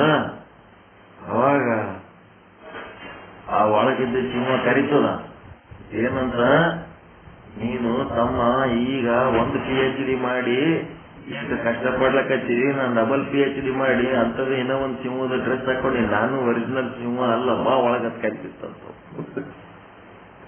ಹಂಗ ರಜ್ಜು ಏನಾರ ಡಬಲ್ PhD ಮಾಡಿದ ಸಿಂಹ, ಅದ್ರೊಳಗೆ ಕಾರಣ ಸ್ವಲ್ಪ ಒಂದು PhD ಮಾಡಿದ ಸಿಂಹ. ಎರಡು ಡೂಪ್ಲಿಕೇಟ್ ಅವ, ರಜ್ಜಿನೂ ಡೂಪ್ಲಿಕೇಟ್ ಅದ, ಸರ್ಪನು ಡೂಪ್ಲಿಕೇಟ್ ಅದ. ಅಂತ ಸರ್ಪದ ಜ್ಞಾನ ನಮ್ಮೊಳಗೆ ತುಂಬಿಕೊಂಡು ನಮ್ಮ ಜೀವನ ಡೂಪ್ಲಿಕೇಟ್ ಆಗಿ ಕೂತ್ಬಿಟ್ಟ. ಜಗತ್ತು ಭ್ರಮೆ. ಹೆಂಗ್ ಮಾಡ್ತೀರಿ?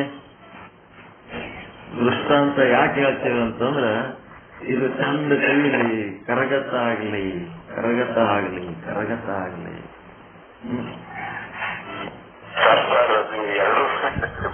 ಎರಡು ಡೂಪ್ಲಿಕೇಟ್ ಸಿಂಹಗಳವ.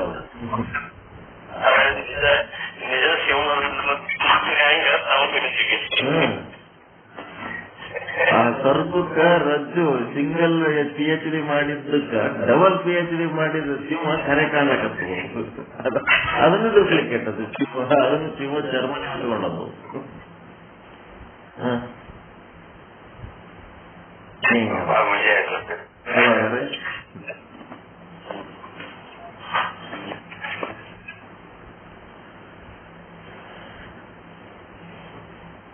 ಎರಡು ಅವೇ ಅದಾವ. ಅಧಿಷ್ಠಾನ ಆಗ್ಲಿಕ್ಕೆ ಸಾಧ್ಯ ಇಲ್ಲ. ಬ್ರಹ್ಮ ಒಬ್ಬನೇ ಅಧಿಷ್ಠಾನ. ಬ್ರಹ್ಮ ಆಗ್ಬೇಕಾದ್ರೆ ಬ್ರಹ್ಮನ ಹಾಗೆ ಬ್ರಹ್ಮನನ್ನು ನೋಡ್ಬೇಕು. ನಾವು ಸಿಂಹ ಆಗಿ ಬ್ರಹ್ಮನನ್ನು ನೋಡ್ತೀವಿ ಅಂದ್ರೆ ಸಾಧ್ಯ ಇಲ್ಲ.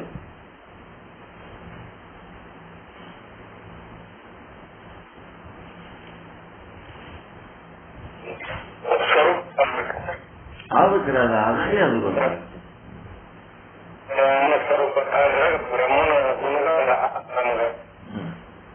ಎಲ್ಲ ಒಟ್ಟು ಸುಳ್ಳ, ಎಲ್ಲ ಸುಳ್ಳ ನೋಡ್ರಿ. ಜಗತ್ತು ಸುಳ್ಳ, ಜಗತ್ತಿನಿಂದ ಉಂಟಾದ ಅನುಭವಗಳು ಸುಳ್ಳ, ಜಗತ್ತಿನಲ್ಲಿರುವ ವಸ್ತುಗಳು ಸುಳ್ಳ. ಬರೀ ಜೀವನ ಎಂತಾದ್ರಾಗ ಜೀವನ ಕಳೆದ್ಬಿಟ್ಟೇವಂದ್ರೆ ಇಂಥದ್ರಾಗ ಜೀವನ ಕಳೆದ್ಬಿಟ್ಟೆ. ಆ ಊರಾಗ ಒಬ್ಬ ಶಾಲಿ ಚೇರ್ಮನ್ ಅಂತ ಇರ್ತಾನ, ಶಾಲೆಯಾಗಿನ ಚೇರ್ಮನ್. ಆ ಶಾಲಿಗೊಬ್ಬವ ಶಾಲಾ ಸುಧಾರಣಾ ಸಮಿತಿ ಅಂತ ಮಾಡಿರ್ತಾರ, ಅದಕ್ಕೊಬ್ಬ ಅಧ್ಯಕ್ಷ ಮಾಡಿರ್ತಾರ. ಆ ಅಧ್ಯಕ್ಷ ಶಾಲಿ ಸುಧಾರಣೆಗಿಂತ ಶಾಲಿಗೆ ಬಂದು ರೊಕ್ಕದಾಗ ತಾನೇನ್ ಸುಧಾರಣೆ ಮಾಡ್ಕೋಬೇಕಂತ ಅದು ತಿಲ್ಲಕ್ ಕಾಯ್ತಿರ್ತಾನ. ಅವನಿಗೇನ್ ಎಜುಕೇಟೆಡ್ ಇರಲ್ಲ, ಏನಲ್ಲ, ದನಕಾಯ ಇರ್ತಾನ. ಅವ ಬರೀ ಅದೇ ರೊಕ್ಕ, ಆ ರೊಕ್ಕ ತಿಂದು ಶಾಲಿ ಸುಧಾರಣೆ ಮಾಡೋದು ತಿನ್ಬೇಕಂತ ಕಾಯ್ತಿರ್ತಾನ. ಎಷ್ಟೋ ಮಂದಿ ಶಾಲೆಯಾಗಿ ಹೆಡ್ ಮಾಸ್ಟರ್ ಹೆಸರಿ ರೊಕ್ಕ ಬರ್ತಾವ, ಆ ಸುಧಾರಣೆ ಸಮಿತಿಯ ವತಿಯಿಂದ ಅವ ಸುಧಾರಣೆ ಮಾಡ್ಕೊಂಡಿರ್ತಾನ. ಇಲ್ಲಿ ಹೆಡ್ ಮಾಸ್ಟರ್ ಊರ್ ಲಕ್ಕೊಳಕ್ ಹೋಗಿರ್ತಾನ. ಮ್ಯಾಲಿನ ಅಧಿಕಾರಿಗಳು ರೊಕ್ಕ ಕೊಟ್ಟಿದ್ದೇವು, ಏನ್ ಕೆಲಸ ಮಾಡ್ತಿದ್ಯಾ ಅಂತಂದ್ರ ಏನು ಮಾಡ್ತಿರಲ್ಲ. ಸುಧಾರಣೆ ಸಮಿತಿ ಅಧ್ಯಕ್ಷ ಸುಧಾರಿಸ್ಕೊಂಡಿರ್ತಾನೆ ಎಲ್ಲ. ಹಿಂಗೆಲ್ಲ ಸಮಸ್ಯೆಗಳಾಗ್ಬಿಡ್ತಾವ.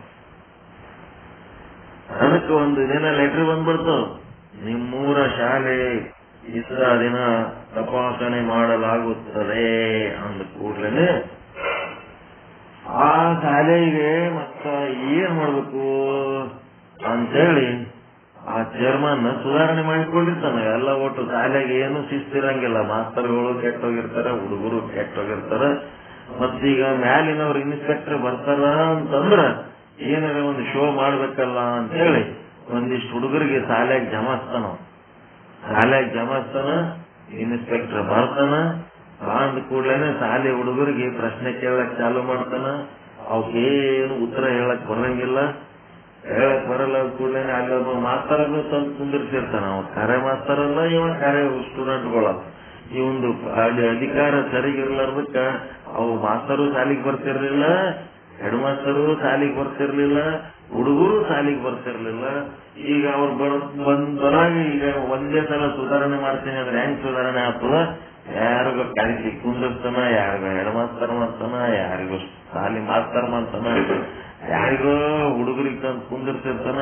ಅವಕ್ಕೇನು ಹೇಳಕ್ ಬರ್ಲಿಲ್ಲ ಅಂದ ಕೂಡ್ಲೇನೆ ಹುಡುಗರಿಗೆ ಬೈಲಕ್ ಹಚ್ಚಿ ಬಿಡ್ತಾನ ಇನ್ಸ್ಪೆಕ್ಟರ್. ಬೈಲಕ್ ಹಚ್ಚಿದ ಕೂಡ್ಲೆ ಹುಡುಗರು ಏನ್ ಹೇಳ್ತಾವ, ನಾವು ಇವತ್ತ ಚೇರ್ಮನ್ನ ಒಂದ್ ದಿವ್ಸದ ಕೂಲಿ ಕೊಡ್ತೀವಿ ಅಂದದಕ್ಕೆ ಶಾಲೆಗೆ ಬಂದ್ ಕೂತೀವಿ. ಆಕ್ಚುಲ್ ನಾವೆಲ್ಲ ಹೊಲಕ್ ಹೋಗವ್ರು. ಮತ್ತ ಈ ಶಾಲಿ ಹುಡುಗರೆಲ್ಲ ಯಾಕಡೆ ಹೋಗ್ಯಾರ? ಬಗಲನೂರಾಗ ಒಂದು ಊರ್ಸದ್ರಿ, ಜಾತ್ರೆ ಅದ. ಆ ಜಾತ್ರೆಗೆ ಹೋಗ್ಯಾವ. ಯಾವ ಹುಡುಗರು ಇಲ್ಲ. ನಾವಿಲ್ಲಿ ಕೂತವ್ರೆಲ್ಲ ಶಾಲಿಗೆ ಬರೋವ್ರ ಅಲ್ಲ, ನಾವು ಬ್ಯಾರೇನೆ ಅಂತ ಹೇಳಿದ್ರಂತ. ಆ ಮಾಸ್ತರ್ ಮೇಲೆ ಸಿಟ್ಟಿಗೆ ಬಂದ್ ಮಾಸ್ತರ್ ಬೈಲಕತ್ನಂತ. ಮಾಸ್ತರ್ ಬೈಲಕತ್ತಿದ ಕೂಡ್ಲೇನೆ ಏನ ಶಾಲಿ ಮಾಸ್ತರ್ ಅಲ್ರಿ, ಸುಮ್ಮ ಈ ಊರಾಗ SSLC ಪಾಸ್ ಆಗಿ ಕಾಲೇಜ್ ತಿರುಗಾಡ್ತೀನಿ, ಯಾರವರೇ ಪತ್ರಗಳು ಅವು ಇವು ಬಂದು ಅಂದ್ರೆ ಏನ್ರಿ ಓದ್ಲಕ್ ಬರಿಲಕ್ ಬಂದಿಟ್ಟು ಅನುಕೂಲ ಆಗಿನೇ ಹೊತ್ತು ನಾ ಶಾಲಿ ಮಾಸ್ತರ್ ಅಲ್ರಿ, ನನಗೇನು ಬೈಬ್ಯಾಡ್ರಿ. ಮತ್ ಈ ಮಾಸ್ತರ್ ಯಾಕಡೆ ಹೋಗ್ಯಾನ ಅಂತಂದ್ರ ಅಲ್ಲೊಂದು ಕಡೆ ಬ್ಯಾರೆ ಬ್ಯಾರೆ ಗುಂಪುಗಳು ಅದಾವಲ್ಲ, ಆ ಜನರ ಗುಂಪು ಅಲ್ಲಿ ಇಸ್ಪೇಟ್ ಆಡ್ಬೇಕು ಕೂತಾನ. ಆಯ್ತು, ಮತ್ತ ಇಂಥ ಪರಿ ಅವ್ಯವಸ್ಥೆ ಅದಂದ್ರೆ ಹೆಡ್ ಮಾಸ್ತರ್ಗಾರ ಕೇಳಕ್ ಹೋಗಮು ಅಂತ ಹೆಡ್ ಮಾಸ್ತರ್ ಕೇಳಕ್ ಹೋದ್ರ ನಾ ಹೆಡ್ ಮಾಸ್ಟರ್ ಅಲ್ರಿ ಶಾಲಿದು ಅಂತ. ಮತ್ತೆ ಈ ಹೆಡ್ ಮಾಸ್ಟರ್ ಯಾರು? ಈಗ ಹೆಡ್ ಮಾಸ್ಟರ್ ಯಾವಾಗನು ಕುಡ್ಕೊಂಡ್ ತಿರುಗಾಡ್ತಿರ್ದಾನ. ಕುಡುಕರದು ಒಂದು ಗುಂಪು ಅದರಿ, ಅವ್ರ ಸಂಗಟ ಅದ. ನಾವು ಕುಡಿಲಕ್ ಬಗ್ಗೆ ನಾವು ಅಂತ ಹೆಡ್ ಮಾಸ್ಟರ್ ಇಲ್ಲಿ ಇಲ್ಲ. ಹುಡುಗರಲ್ಲ, ಮಾಸ್ತರ್ ಅಲ್ಲ, ಹೆಡ್ ಮಾಸ್ಟರ್ ಅಲ್ಲ. ಏನ್ ವ್ಯವಸ್ಥೆ ಅದಲ್ಲಪ್ಪ ಈ ಶಾಲಿದು ಅಂತೇಳಿ ಅವನು ಏನ್ ಮಾಡ್ಲಕತ್ತಂತ ದೇವ್ರನ್ನ ಕೈ ಹಾಕೊಂಡು ಜಗ್ಗಿ ನಗ್ಲಕತ್ಬಿಟ್ನಂತ ಇನ್ಸ್ಪೆಕ್ಟರ್.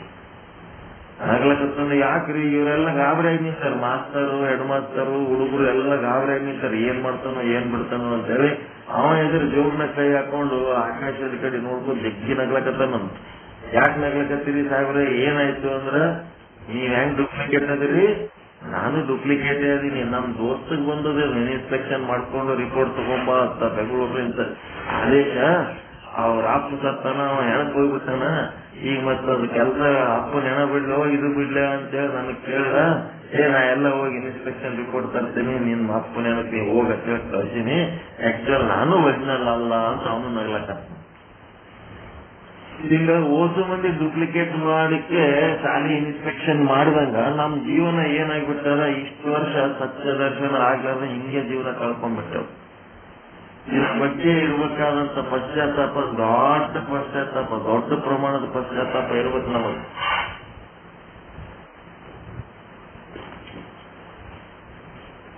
ಇಲ್ಲಿವರೆಗೆ ನಮಗೆ ತಿಳಿದದ್ದನ್ನು ಸತ್ಯ ದರ್ಶನ ಅಂತ ತಿಳಿದಿದೆ. ಸುಳ್ಳು ದರ್ಶನ ಎಲ್ಲ ಸುಳ್ಳು ದರ್ಶನ.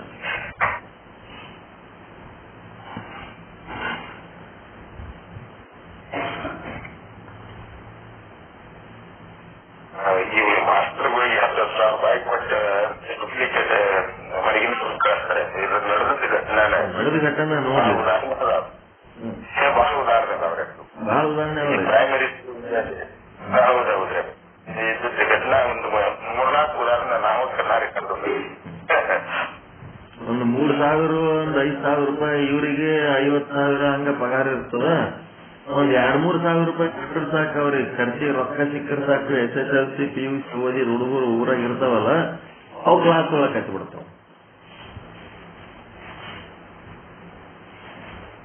ಹಿಂಗೆ ಎಲ್ಲಾ ಕ್ಷೇತ್ರದೊಳಗೆ ಏನೇನೋ ಅದಾವಂದ್ರೆ ಗದ್ಲ. ವಿಧಾನಸೌಧದಾಗ ಬಯೋಮೆಟ್ರಿಕ್ ಮಾಡ್ಯಾರಂತಂದ್ರ ಅಲ್ಲಿ ವಾಚ್ಮನ್ಗ ಅವನ್ ಬಟ್ಟಲಿಂದ ಬಯೋಮೆಟ್ರಿಕ್ ಫಿಕ್ಸ್ ಮಾಡ್ಯಾರಂತ. ಇವ್ರು ಯಾವಾಗಾರ ಬರ್ತಾರ ವಾಚ್ಮನ್ ಬಯೋಮೆಟ್ರಿಕ್ ಹಾಕಿ ಅವ್ರ ಅಟೆಂಡೆನ್ಸ್ ಹಾಕಿಬಿಡ್ತಾನ. 10 ಬಟ್ಟಿಗೆ 10 ಮಂದಿ ಬುಕ್ ಮಾಡಿರ್ತಾರಂತ. ನಾ ಬರೋದ್ರಾಗೆ ತಡ ಆಗ್ತದಪ್ಪ, ನೀನು ನಾನು ಅಟೆಂಡೆನ್ಸ್ ಹಾಕಿರೋ ನೀನು ಇಂಥವು ಇದ್ದು. ಈಗ ಮತ್ ಫೋಟೋ ಸಮೇತ ಬರಾಕತ್ತಾವ ಬಯೋಮೆಟ್ರಿಕ್. ಅದ್ರಲ್ಲಿ ಬರೇ ಬಟ್ ಒತ್ತವಿದ್ದು ಹಂಗ್ ಮಾಡ್ತಿದ್ರಿ. ಈಗ ಫೋಟೋನೇ ಬಂದ್ಬಿಡ್ತದೆ, ಇದ ಅವನೇ ಹೌದಾ ಅಲ್ಲ ಅಂತ ಹೇಳಿ.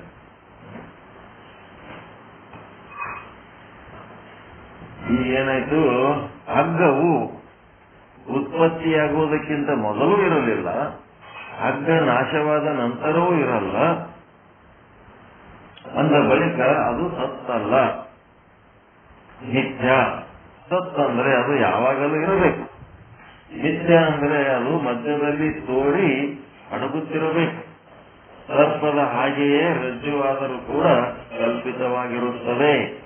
ಒಂದು ಕಲ್ಪಿತ ವಸ್ತುವು ಅನ್ಯ ಕಲ್ಪಿತ ವಸ್ತುವಿಗೆ ಅಧಿಷ್ಠಾನವಾಗುವುದು ಸಂಭವಿಸುವುದಿಲ್ಲ.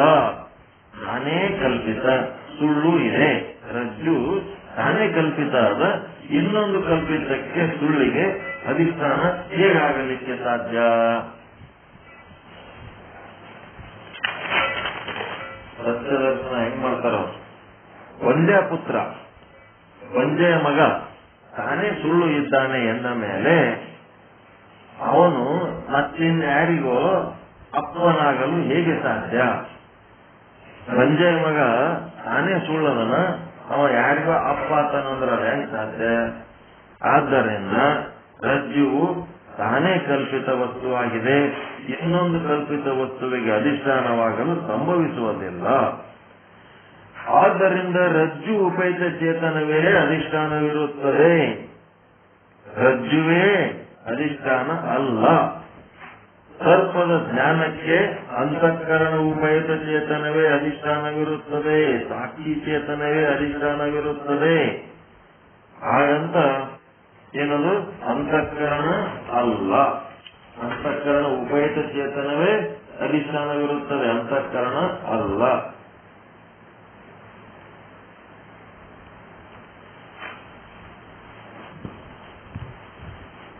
ರಜ್ಜು ವಿಶಿಷ್ಟ ಅಧಿಷ್ಠಾನವೆಂದು ಹೇಳಿದರೂ ಕೂಡ,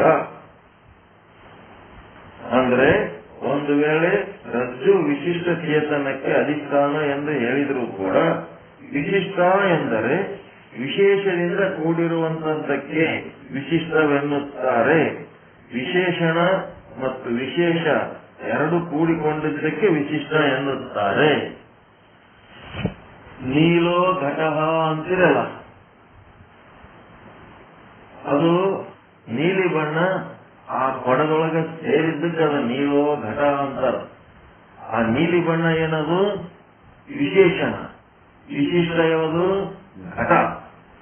ವಿಶಿಷ್ಟ, ವಿಶೇಷ, ವಿಶಿಷ್ಟ ಮೂರು ಬರ್ಕೋಬೇಕು. ರಜ್ಜು ಮತ್ತು ಚೇತನ ಮತ್ತು ರಜ್ಜು ವಿಶಿಷ್ಟ ಚೇತನ. ರಜ್ಜು ಅಂದ್ರ ರಜ್ಜು ಏನ್ ಮಾಡ್ಬೇಕು? ಮೊದಲು 3 ಐಟಮ್ ಬರ್ಕೊಳ್ರಿ. ನೀಲೋ ಘಟ, ನೀಲೋ ಘಟ ಮೊದಲು ಬರ್ಕೋಬೇಕು. ದೃಷ್ಟಾಂತ ನೀಲೋ ಘಟ ಅಂದ್ರೆ ನೀಲಿ ಬಣ್ಣದ ಕೊಡ.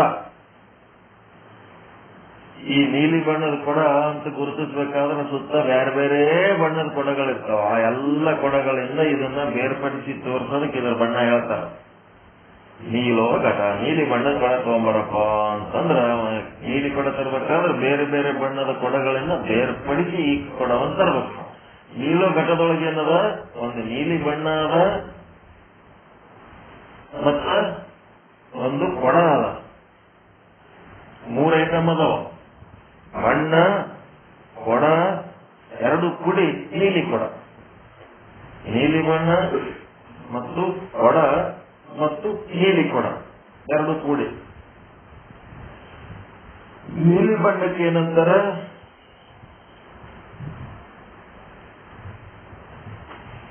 ನೀಲಿ ಬಣ್ಣಕ್ಕೆ ಏನಂತ? ವಿಶೇಷಣ. ಮತ್ತ ಕೊಡಕ್ಕೆ ಏನಂತಾರ? ವಿಶೇಷ. ವಿಶೇಷ ಷಣ್ಮುಖ ಶ ಬರೆದು ಕೆಳಗೆ ಯಾವ್ದು? ವಿಶೇಷ.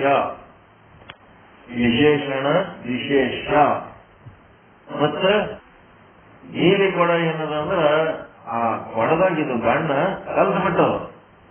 ಅದಕ್ಕೇನಾಯ್ತಿದು ನೀಲಿ ಕೊಡ ಆಯ್ತು. ನೀಲಿ ಕೊಡಕ್ಕೆ ಏನಂತಾರ ವಿಶಿಷ್ಟ.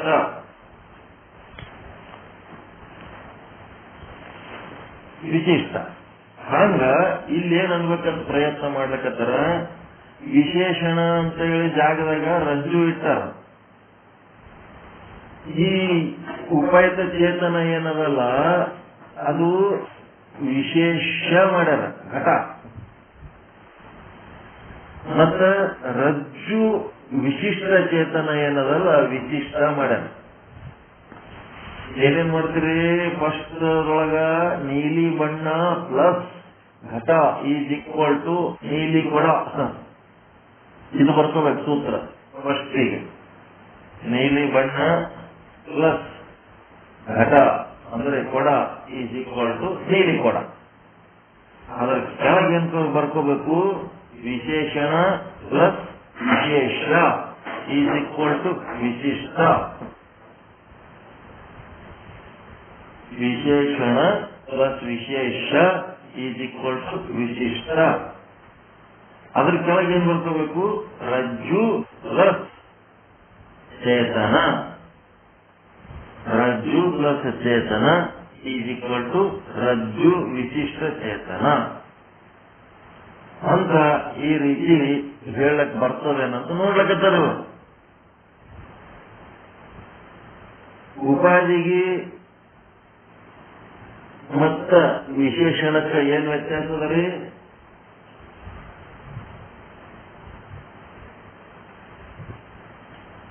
ಉಪಾಧಿಗೆ ವಿಶೇಷಣಕ್ಕ ಏನ್ ವ್ಯತ್ಯಾಸ ಅದ?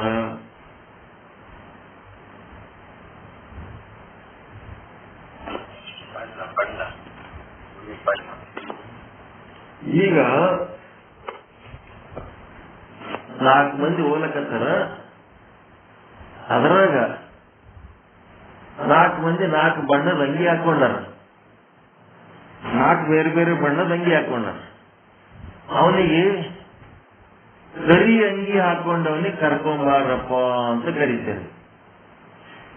ಯಾರೋ ಹೋಗ್ಲಕತ್ತಾರ, ಅಲ್ಲಿ ಕರಿ ಅಂಗಿ ಹಾಕೊಂಡವ ಅವನಿಗೆ ಕರಿ ಅಂತೀರಿ. ಕರಿ ಅಂಗಿ ಹಾಕೊಂಡವನಿಗೆ ಕರೀರಿ ಅಂದ್ರ ಕರಿ ಅಂಗಿ ಯಾವಾಗ್ಲೂ ಅವನ ಮೈ ಮೇಲೆ ಇರ್ತದೇನು?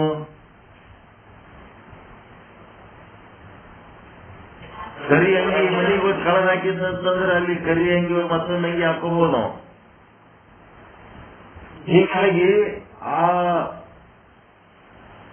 ವಸ್ತು ಏನದಲ್ಲ, ನೀವೇನ್ ಹೇಳ್ಬೇಕಂದಿರಲ್ಲ ಉಪಾಧಿ, ಆ ಉಪಾಧಿ ಹೆಂಗದ ಅಂತಂದ್ರ ತನ್ನ ಮೂಲ ವಸ್ತುವಿನ ಜೊತೆಗೆ ಬೆರೆಯಲಾರದೆ ಹೊರಗೆ ಇದ್ದು ಏನ್ ಮಾಡ್ಲಕತ್ತದ, ಆ ವಸ್ತುವನ್ನ ಬೇರ್ಪಡಿಸಿ ತೋರ್ಲಕತ್ತದ. 4 ಮಂದಿಯಾಗ ಅವನಿಗೆ ಕರಿ ಬಣ್ಣದವನಾಗಿ ಮಾಡಿ ಸಪರೇಟ್ ಮಾಡಿ ತೋರ್ಸ್ಲಕತ್ತದ. 4 ಮಂದಿಯರೋ 8 ಮಂದಿಯರೋ ಅವರಿಂದ ಭಿನ್ನ ಮಾಡಿ ತೋರ್ಸ್ಲಕತ್ತದ. ಆದ್ರೆ ಯಾವದದು ಕರಿ ಅಂಗಿ ಅನ್ನೋ ಉಪಾಧಿ. ಆ ಉಪಾಧಿ ಏನಾರೆ ಅವನ ಬಳಿ ಪರ್ಮನೆಂಟ್ ಆಗಿ ಅವನೊಳಗೆ ಬೆರ್ತದೇನದು, ವಸ್ತುವಿನೊಳಗೆ ಬೆರೆಯದೆ ತಾನು ಸಪರೇಟ್ ಆಗಿದ್ದು. ಈ ಘಟಾಕಾಶ ಅಂತಂದ್ರೆ ಘಟ ಆಕಾಶದಾಗ ಕಲ್ತದೇನದು, ಆಕಾಶ ಘಟ ಎರಡು ಕೂಡವೇನು ಇಲ್ಲ. ಘಟನೆ ಸಪರೇಟ್ ಅದ, ಆಕಾಶನೇ ಸಪರೇಟ್ ಅದ. ಆಕಾಶವನ್ನ 2 ಭಾಗ ಮಾಡಬೇಕು, ಆದ್ರೆ ತಾನು ಅದ್ರೊಳಗೆ ಬೆರೆತಿಲ್ಲ. ಇದಕ್ಕೇನಂತಾರ ಉಪಾಧಿ ಅಂತಾರ, ಉಪಾಧಿ. ಆದ್ರ ಅಲ್ಲೊಂದು 4 ಮಂದಿ ಹೋಗ್ಲಕತ್ತಾರ, ಒಬ್ಬೊಬ್ಬರ ಬಣ್ಣ ಒಂದೊಂದು ರೀತಿ ಅದ. ಒಬ್ಬವ ಪೂರ ಕರ್ಗದ, ಡಾಂಬಳಿ ಇದ್ದಂಗ. ಅಲ್ಲಿ ಕರಿ ಅದ ನೋಡು, ಕರಿಯನ್ನ ಕರಿಯಾಗಿ ಕರೀರಿ ಅಂತಾರ. ಈಗ ಒಂದು ಕರಿ ಬಣ್ಣ ಏನದು ಮೂಲ ವಸ್ತುವಿನೊಳಗೆ ಸೇರಿಬಿಟ್ಟದ. ಈಗ ಕರಿ ಅಂಗಿಗಂದ್ರೆ ಸೆಪರೇಟ್ ಅದ, ಮತ್ತೊಂದು ಏನಾದ್ರು ಚೇಂಜ್ ಮಾಡ್ಬೇಕಂದ್ರೆ ಕರಿ ಬಣ್ಣ ಒಂದು ಚರ್ಮದಾಗೆ ಸೇರಿಬಿಟ್ಟದ. ಈಗ ಅದಕ್ಕೇನಂತಾರ, ಕರಿ ಬಣ್ಣದ ಚರ್ಮದ ಉಳ್ಳ ವ್ಯಕ್ತಿ, ಕರಿ ಬಣ್ಣದ ಚರ್ಮ ಉಳ್ಳ ವ್ಯಕ್ತಿ ಎಲ್ಲಿನ ಕರಿ ಬಣ್ಣ ಏನದು ವಿಶೇಷಣ ಏನದು. ಕರಿ ಅಂಗಿ ಹಾಕಿಕೊಂಡ ವ್ಯಕ್ತಿಯ ಅಂಗಿಯ ಕರಿಯ ಬಣ್ಣ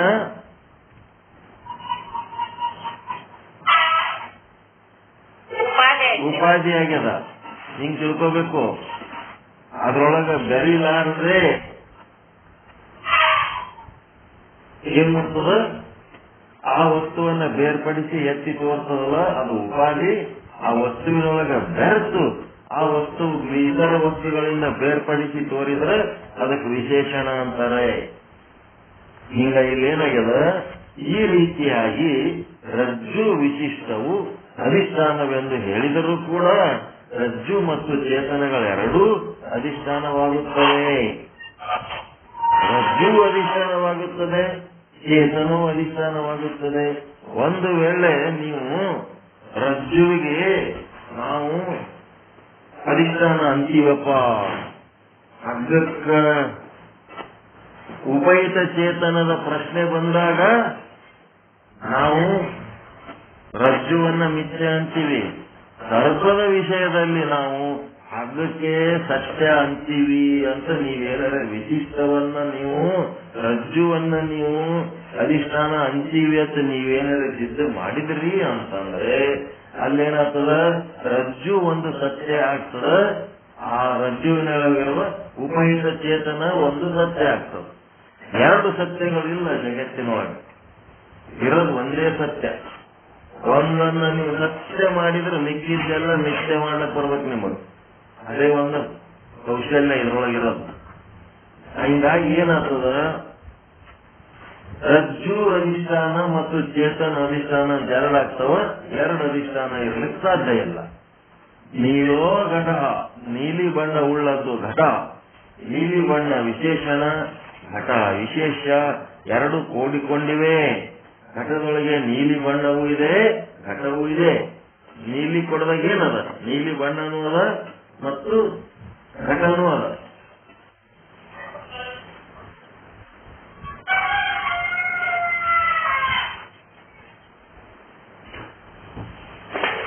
ಈಗ ನಾವು ರಜ್ಜು ವಿಶಿಷ್ಟ ಚೇತನವನ್ನ ಅಧಿಷ್ಠಾನ ಎಂದು ತಿಳಿದುಕೊಂಡರೆ ಜಡವಾದ ರಜ್ಜುವಿಗೂ ಅಧಿಷ್ಠಾನತ್ವ ಹೋಗುತ್ತದೆ.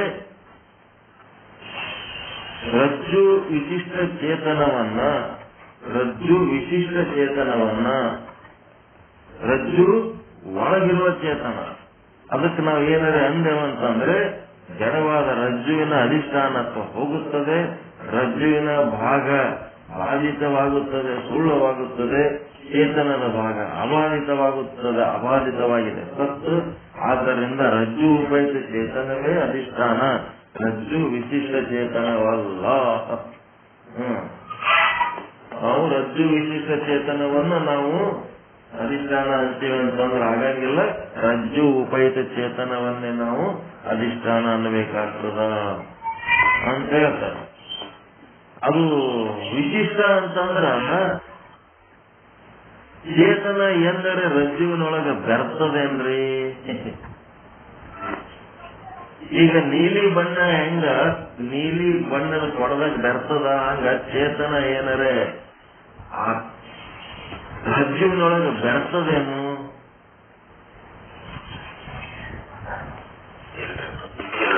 ಮಿಕ್ಸ್ ಆಗಿದೆ ಏನದು. ನೀಲಿ ಕೊಡದಾಗ ನೀಲಿ ಬಣ್ಣ ಹೆಂಗ ಮಿಕ್ಸ್ ಆಗ್ಬಿಟ್ಟದ, ಹಂಗ ಚೇತನ ಆ ಒಂದು ರಜ್ಜುವಿನೊಳಗ ಮಿಕ್ಸ್ ಆಗ್ಯದೇನು? ಚೇತನ ತಾನು ಸಚ್ಚಿದಾನಂದ ನಿತ್ಯ ಪರಿಪೂರ್ಣವಾಗಿ ಉಳಿದು ಆ ಒಂದು ರಜ್ಜುವಿನ ಆಕಾರ ತೋರಿಸ್ತದ. ಅದಕ್ಕೆ ರಜ್ಜುವಿನ ವಿವರ್ತ ಅಂತಾರ. ರಜ್ಜುವಿನ ವಿಶಿಷ್ಟ ಅನ್ಲಿಕ್ಕೆ ಬರಂಗಿಲ್ಲ. ಯಾವ ರೀತಿ ನೀಲಿ ಬಣ್ಣದಿಂದ ವಿಶಿಷ್ಟವಾದಂತ ಘಟವನ್ನ ನೀಲಿ ಕೊಡ ಅಂತೀವಿ, ಆಗ ಇದಕ್ಕ ವಿಶಿಷ್ಟ ಅನ್ಲಕ್ ಬರಂಗಿಲ್ಲ.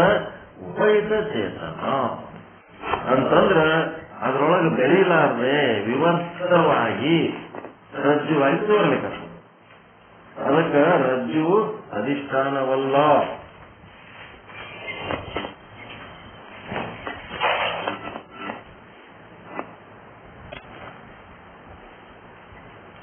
ನೀಲಿ ಬಣ್ಣವು ನೀಲಿ ಕೊಡದೊಳಗೆ ಬೆರೆತಂತೆ ಚೇತನವು ರಜ್ಜುವಿನಲ್ಲಿ ಬೆರೆತಿಲ್ಲ.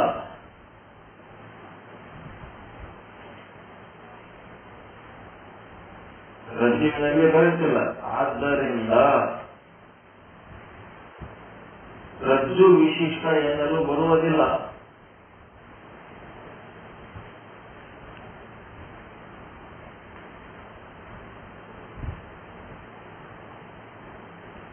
ರಜ್ಜು ವಿಶಿಷ್ಟ ಅನ್ಲಿಕ್ಕೆ ಬರಂಗಿಲ್ಲ. ಹೀಗಾಗಿ ರಜ್ಜು ಅಧಿಷ್ಠಾನ ಅಲ್ಲ.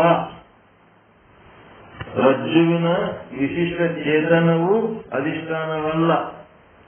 ಅದರೊಳಗೆ ಬೆರೆಸದಂತ ಅನ್ಕೊಂಡ್ರೆ ಅದನ್ನೂ ಅಲ್ಲ.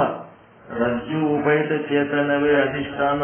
ಯಾಕಂದ್ರೆ ರಜ್ಜುವಿನೊಳಗೆ ಬೆರೆಯದೇ ರಜ್ಜುವಿನಿಂದ ಏನ್ ಮಾಡ್ಲಕತ್ತದ, ಅದನ್ನ ಉಪಾಧಿ ಮಾಡಿಕೊಂಡು ಈಗ ರಜ್ಜು ಏನಾಗ್ಯದ, ಉಪಾಧಿ ಆಗ್ಯದ. ಉಪಹಿತ ಚೇತನ ಏನಾಗ್ಯದ, ಅಲ್ಲಿ ಚೇತನ ಏನಾಗ್ಯದ, ಉಪಹಿತ ಆಗ್ಯದ. ಅದಕ್ಕೆ ಇದು ಉಪಾಧಿನೋ ವಿಶೇಷಣನೋ ಇವೆರಡು ಬೇರ್ಪಡಿಸಿ ನೋಡೋದು ಕಲಿಸ್ಬೇಕಂದ್ರೆ ನಿಮಗೀಗ ರಜ್ಜು ಮತ್ತು ಚೇತನ ಇವೆರಡು ವಿಶೇಷಣಗಳಿದ್ದಂಗದವೋ ಉಪಾಧಿ ಇದ್ದಂಗದವೋ. ಉಪಾಧಿ ಅಂದ್ರೆ ಸರಿಯಾಗಿ ತಿಳ್ಕೊಂಡ್ರೆ ಅದರೊಳಗೆ ಬೆರೆಯಲಾರದೆ ಸಪರೇಟ್ ಇದ್ದು. ಈಗ ಒಬ್ಬವ ಜೋಗಪ್ಪ ಅಂತ, ಜೋಗಪ್ಪ ಏನಾಯ್ತು, ಅವ ಬಸ್ ಸ್ಟ್ಯಾಂಡ್ನಾಗ ಓಡಾಡ್ತಿರ್ತಾನ. ತಲೆ ಮೇಲೆ ಅದು ಕೊಡ ಹೊತ್ಕೊಂಡು, ಒಂದು ಎಲ್ಲ ಮುಂದೆ ಬೆಳ್ಳಿ ಮೂರ್ತಿ ಇಟ್ಕೊಂಡು, ಒಂದಿಷ್ಟು ನವಿಲುಗರಿ, ಬೇವಿನ ಎಲಿ ಏನೇನೋ ಇಟ್ಕೊಂಡು, ಕುಂಕುಮ ಭಂಡಾರ ಒಂದು ಬುಟ್ಟಾಗಿ ಇಟ್ಕೊಂಡು, ತಲೆ ಮೇಲೆ ಇಟ್ಕೊಂಡು ಅವ ಅಲ್ಲಿ ಇಲ್ಲಿ ಒಂದಿಟ್ಟು ಕುಣಿದು ಡ್ಯಾನ್ಸ್ ಮಾಡಿ ಏನೋ ಒಂದು ಕಲಾ ಮಾಡಿ ಜನರಿಂದ ದುಡ್ಡು ಇಸ್ಕೊಳ್ಳೋ ಕೆಲಸ ಮಾಡ್ತಿರ್ತಾನ. ಅವನಿಗೇನಾಗ್ತದ, ಒಂದು ಅರ್ಜೆಂಟ್ ಎಲ್ಲ ಹೋಗಲ್ ಬಂದಿರ್ತ. ಬಂದ ಹೊತ್ನಾಗ ಒಬ್ಬವ ಫಸ್ಟ್ ಸ್ಟ್ಯಾಂಡ್ ಯಾವರ ಒಬ್ಬ ಸಂಭಾಯ್ತ ಮನುಷ್ಯ ಇಳಿತಾನೇನು ನೋಡಮು ಅಂತೇಳಿ ನೋಡ್ತಾನ. ಅವ ಇಳಿದು ಹಿಂಗ ಆ ಜೋಗಪ್ಪನ ಕಡೆ ನೋಡಿ ಕೈ ಮುಗಿದ್ ಬಿಡ್ತಾನ. ಕೈ ಮುಗಿದ್ ಕೂಡಲೇ ನೀವು ಸಿಕ್ಕತ್ತ ಬಕ್ರ ಅಂತ ತಿಳ್ಕೊಂಡು ಈ ಜೋಗಪ್ಪ ಏನ್ ಮಾಡ್ತಾನ, ಗೋಯಣ ಅಂತ, ನೀನು ನನ್ಗೆ ಇಲ್ಲೊಂದ್ ಸ್ವಲ್ಪ ಅರ್ಜೆಂಟ್ ಹೋಗಿ ಬರ್ಬೇಕಾಗ್ಯದ, ನನ್ಗೆ ಯಾಕೆ ಹೇಳ್ತೀಯ ಅಂತ ಇವ ಅಂತ. ನನ್ಗೆ ಯಾಕೆ ಹೇಳ್ತೀಯ ಅಂದ್ರ ಏನಾಯ್ತು, ನನಗೆ ಹೋಗ್ಬೇಕಾಗ್ಯದ, ಇದನ್ನ ತಗೊಂಡು ಹೋಗಂಗಿಲ್ಲ, ಅಲ್ಲಿ ಒಬ್ಬರಿಗೆ ಒಂದು ಸಮಸ್ಯೆ ಆಗ್ಯದ, ಇದು ಇಲ್ಲೇ ಇಟ್ಟು ಹೋಗ್ಬೇಕಾಗ್ಯದ, ನಾ ಏನ್ ಮಾಡ್ಲಿ ಚಿಂತೆಗ್ಯದ, ಹೆಂಗ್ ಮಾಡೋಣ, ನೀ ಸ್ವಲ್ಪ ಖಾಲಿ ಇದ್ದೆ ಅಂದ್ರೆ ಸ್ವಲ್ಪ ಇಲ್ಲಿ ಕಟ್ಟಿನ ಮೇಲೆ ಕೂಡು ನೆಳ್ಳಾಗ, ನೀನು ಮುಂದ ಈ ಕೊಡ ಇಡ್ತೀನಿ, ನೀ ಏನು ಮಾಡಬೇಕಿಲ್ಲ, ನಾ ಬರೋ ತನಕ ಆರಾಮ್ ಕುಂದ್ರು, ನಿನಗೆ ಎಲ್ಲಿ ಅಡಿಕೆ ಚಾರ್ಜ್ ಎಲ್ಲ ವ್ಯವಸ್ಥೆ ಮಾಡಿ ಹೋಗಿರ್ತೀನಿ, ಇಲ್ಲಿ ಸುಮ್ ಕುಂತಿರು ನೀನು. ಇವನಿಗೂ ಏನಂತ ಅರ್ಜೆಂಟ್ ಇರಲ್ಲ, ಆಯ್ತು ಹೇಳು ಕುಂದಿರ್ತೀನಿ ಅಂತ ಹೇಳಿ ಒಂದು ಕಟ್ಟಿ ಮ್ಯಾಲ ಗಾಡಿ ಬೆನ್ನ ಹಚ್ಕೊಂಡು ಇವ ಚಪ್ಪಗಲ್ ಹಾಕೊಂಡು ಕೂತು ಬಿಡ್ತಾನ. ಅವನ ಮುಂದೆ ಇವ ಕೊಡ ಇಟ್ಟು ಯಾಕಡೆ ಹೋಗ್ಬಿಡ್ತಾನ ಯೋಗ. ಆದ್ಮೇಲೆ ಹೋಗೋರು ಬರೋರು ಏನ್ ಮಾಡ್ಲಕತ್ರು, ಯಾವ್ರು ಜೋಗಪ್ಪ, ಅವ ರೆಗ್ಯುಲರ್ ಇದ್ನಲ್ಲ ಮೊದಲು, ಅವನಿಗೆ ಯಾರು ಕೇಳ್ತಿದ್ದಿಲ್ಲ, ಇವ ಯಾವನ ಹೊತ್ತಾಗಿ ಉಂಡನ ಮತ್ತ. ಅದಕ್ಕೆ ಯಾವ್ರ ಜೋಗಪ್ಪ ಯಾವ್ರ ಜೋಗಪ್ಪ ಅಂತ ಕೇಳಕತ್ರು ಅವನಿಗೆ. ಅವನ್ ತಲೆ ಕೆಟ್ಟು ಹೋಗ್ಬಿಡ್ತು, ನಾ ಜೋಗಪ್ಪ ಅಲ್ಲ ಏನಲ್ಲ, ನನಗೆ ಯಾಕೆ ಇವ್ರು ಜೋಗಪ್ಪ ಅಲ್ಲಕತ್ತಾರ, ಯಾಕೆ ಅಲ್ಲಕತ್ತಾರ, ಅವ್ರಿಗೆ ಯಾಕೆ ಜೋಗಪ್ಪ ಅಲ್ಲಕತ್ತಾರ, ಅಲ್ಲಿ ಕೊಡ ಅವನ ಮುಂದೆ ಇಟ್ಕೊಂಡ, ಆ ಕೊಡಕ್ಕೆ ಅವನಿಗೆ ಸಂಬಂಧ ಇಲ್ಲ, ಕೊಡಕ್ಕೆ ಅವನಿಗೆ ಸಂಬಂಧ ಇಲ್ಲ, ಆದ್ರೂ ಅವನಿಗೆ ಜೋಗಪ್ಪ ಅಲ್ಲಕತ್ತಾರ. ಹಂಗ ಇಲ್ಲಿ ಏನದ, ಉಪಯುಕ್ತ ಚೇತನ ಮತ್ತು ರಜ್ಜುಗೆ ಸಂಬಂಧ ಇಲ್ಲ. ಆ ಕೊಡ ಏನಾಯ್ತು, ಈಗ ಉಪಾಧಿ ಆಯ್ತು. ಆ ವ್ಯಕ್ತಿ ಮುಂದಿಟ್ಕೊಂಡು ಕೂತಾನ, ಅವ ಉಪಯುಕ್ತ ಚೇತನ ಆಗ್ಯಾನ. ಉಪಾಧಿ ಉಪಯುಕ್ತ ಚೇತನ ಇಬ್ಬರಿಗೆ ಒಂದಕ್ಕೊಂದು ಸಂಬಂಧ ಇಲ್ಲ, ಒಂದಕ್ಕೊಂದು ಬೆರೆತಿಲ್ಲ. ಅದ್ರ ಇದಕ್ಕೆ ಗೊತ್ತಿಲ್ಲ, ಇದ್ರ ಅದಕ್ಕೆ ಗೊತ್ತಿಲ್ಲ, ಅದರ ಆಕಾರ ಬೇರೆ, ಇದರ ಆಕಾರ ಬೇರೆ. ಬಗಲಾಗ ಇದ್ದಕ್ಕ ಈ ಸಮಸ್ಯೆ ಆಯ್ತು. ಬಗಲಾಗ ಇದ್ದದ್ದಕ್ಕೆ. ಹಂಗ ಇಲ್ಲೇನಾಗ್ಯದ, ರಜ್ಜು ಇದ್ದದ್ದಕ್ಕ ಬ್ರಹ್ಮಗ ರಜ್ಜು ಉಪಯುಕ್ತ ಚೇತನ ಅಂತ ಹೆಸರು ಗೊತ್ತು. ಬ್ರಹ್ಮಗ ರಜ್ಜುಗೆ ಏನ್ರಿ ಸಂಬಂಧ ಅದ ಏನು? ಜೋಗಪ್ಪ ಜೋಗಪ್ಪ ಅಂತ ಹೆಂಗ್ ಕರೆದ್ರು ಮಂದಿ, ಹಂಗ ಈ ಬ್ರಹ್ಮಗ ರಜ್ಜು ಉಪಯುಕ್ತ ಚೇತನ ಅನ್ಲಕತ್ತಾರ. ಆ ರಜ್ಜುಗೆ ಮತ್ತ ಆ ಬ್ರಹ್ಮಗೆ ಏನಾರ ಸಂಬಂಧ ಅದ ಏನು? ಎಂದರೆ ಆ ರಜ್ಜು ಬ್ರಹ್ಮ ಆಗ್ಯಾನೇನು, ಬ್ರಹ್ಮ ರಜ್ಜು ಆಗ್ಯಾನೇನು? ಒಂದಕ್ಕೆ ಸಂಬಂಧ ಇಲ್ಲ. ಹಿಂಗ ಆದ್ರೆ ಇದು ಉಪಾಧಿ ಅನ್ನೋದು ಅರ್ಥ ಆಯ್ತ ನಿಮಗ? ಜೋಗಪ್ಪನ ಕೊಡ ಉಪಾಧಿ ಆಯ್ತು, ಅವ ಮುಂದೆ ಕೂತ ಉಪಯುಕ್ತ ಚೇತನ ಆದ. ಹಂಗ ಇಲ್ಲಿ ನೀಲಿ ಕೊಡ ಅಂದ್ರ ಬಣ್ಣ ವಿಶೇಷಣ ಆಯ್ತು, ಕೊಡ ವಿಶೇಷ ಆಯ್ತು.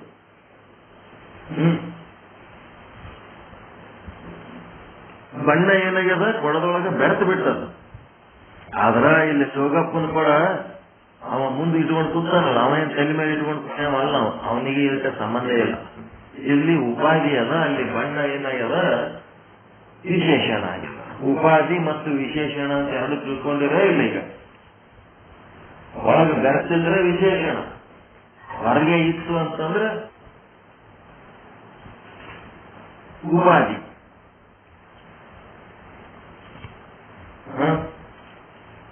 ಹೆಂಗ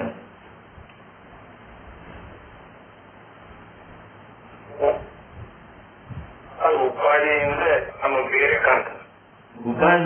ಉಪಾಧಿ ಏನಾಗ್ತದ, ಒತ್ತಿನೊಳಗದ ಬೆರೆಯಲಾರ್ದೆ ಸಪರೇಟ್ ಇದ್ದು ಅದನ್ನು ಬೇರ್ಪಡಿಸ್ತದ.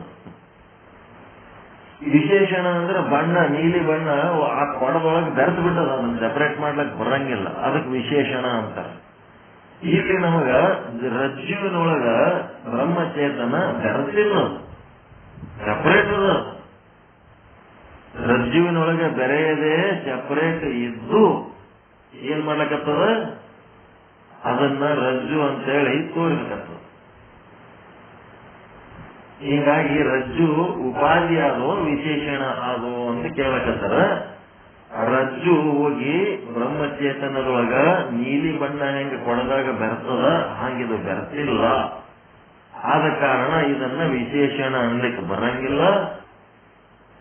ಯಾವ ರೀತಿ ಜೋಗಪ್ಪನ ಕೊಡ ಆ ಒಬ್ಬ ಅಮಾಯಕ ವ್ಯಕ್ತಿಗೆ ಸಂಬಂಧ ಇಲ್ಲ ಅಂದ್ರೂ ಸಹಿತ ಅವನಿಗೆ ಸಂಬಂಧ ಹೆಂಗ್ ಹಚ್ಚಿಕೆ ಆ ಬಸ್ ಸ್ಟ್ಯಾಂಡ್ ನಾಗ ಇದ್ದ ಎಲ್ಲಾ ಮಂದಿ ಒಳಗೆ ಇವನಿಗೆ ಬ್ಯಾರೆ ನೋಡ್ಲಕತ್ತಾರ, ಇವನಿಗೆ ಜೋಗಪ್ಪ ನೋಡ್ಲಕತ್ತಾರ.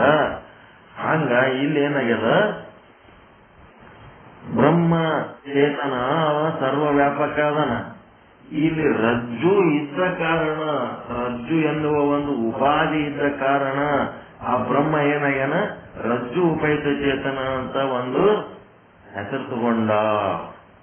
ಇದೇನದ ಅಂತಂದ್ರೆ ಉಪಾಧಿ ಮತ್ತು ಉಪಯುಕ್ತ ಚೇತನಗಳ ಸಂಬಂಧ, ವಿಶೇಷಣ ಮತ್ತು ವಿಶಿಷ್ಟಗಳ ಸಂಬಂಧ ಅಲ್ಲ.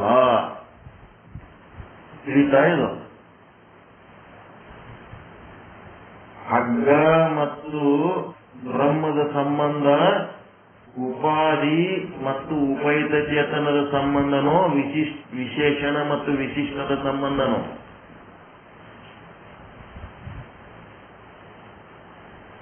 ವಿಶಿಷ್ಟ ಅಂದ್ರೆ ಅವತ್ತು ಕಲ್ತು ಬಿಟ್ಟಿರ್ತದ, ಅವನ ಜನ್ಮದಾಗೆ ಕರಿ ಬಣ್ಣ ಕಲ್ತದ. ಉಪಾಧಿ ಅಂತಂದ್ರ ಕರಿ ಅಂಗಿ ಹಾಕೋಣ ಅಷ್ಟೇ, ಅವ ಕರದಿಲ್ಲ.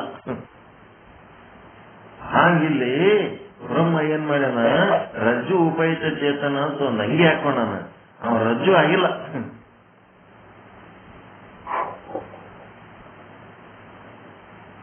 ಕರೆದ ಇದು ಕರೆಕ್ಟ್ ಅದು ಒಪ್ಕೊಂಡ್ರ? ರಜ್ಜು ಅಧಿಷ್ಠಾನವಲ್ಲ, ರಜ್ಜುವಿನ ವಿಶಿಷ್ಟ ಚೇತನ ಅಂದ್ರ ಆ ಚೇತನ ಹೋಗಿ ಆ ರಜ್ಜುವಿನೊಳಗೆ ಏನು ಮಿಕ್ಸ್ ಆಗಿಲ್ಲ, ನೀಲಿ ಬಣ್ಣ ನೀಲಿ ಕೊಡೋದಕ್ಕೆ, ಹಿಂಗಾಗಿ ಅದಕ್ಕೆ ವಿಶಿಷ್ಟ ಚೇತನನು ಅನ್ನಕ್ ಬರಂಗಿಲ್ಲ. ರಜ್ಜು ಉಪಯುಕ್ತ ಚೇತನ ಅಂತೀವಿ ಅಷ್ಟೇ ಹೊರತು ಉಪಯುಕ್ತ ಚೇತನನೇ ಬೇರೆ ಅದ, ರಜ್ಜುನೇ ಬೇರೆ ಅದ. ಹಿಂಗಾಗಿ ಅದಕ್ಕೆ ಉಪಯುಕ್ತ ಚೇತನ ಅಂತೀವಿ. ರಜ್ಜು ಉಪಾಧಿ ಅದ, ಅದು ಉಪಯುಕ್ತ ಚೇತನ. ಅಲ್ಲಿ ಬ್ರಹ್ಮ ರಜ್ಜುವಿನ ಉಪಯುಕ್ತ ಚೇತನ ಅದ.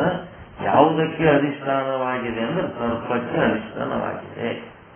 ಹೊರಗೆ ರಜ್ಜು ಅದ, ಆ ರಜ್ಜು ಹೋಗಿ ಸರ್ಪ ಅದ, ಒಳಗ ಅಂತಃಕರಣ ಅದ, ಅಂತಃಕರಣದೊಳಗೊಂದು ಸಾಕ್ಷಿ ಅದ, ಆ ಸಾಕ್ಷಿನೇ ಉಪಯುಕ್ತ ಚೇತನ. ಒಳಗಿನ ಸರ್ಪದ ಜ್ಞಾನಕ್ಕೆ ಹೊರಗಿನ ಸರ್ಪಕ್ಕ ವಸ್ತು ಉಪಯುಕ್ತ ಚೇತನನೇ ಅಧಿಷ್ಠಾನ. ಇಷ್ಟು ತಿಳ್ಕೊಂಡ್ರ 8 ಆಯ್ತಾ?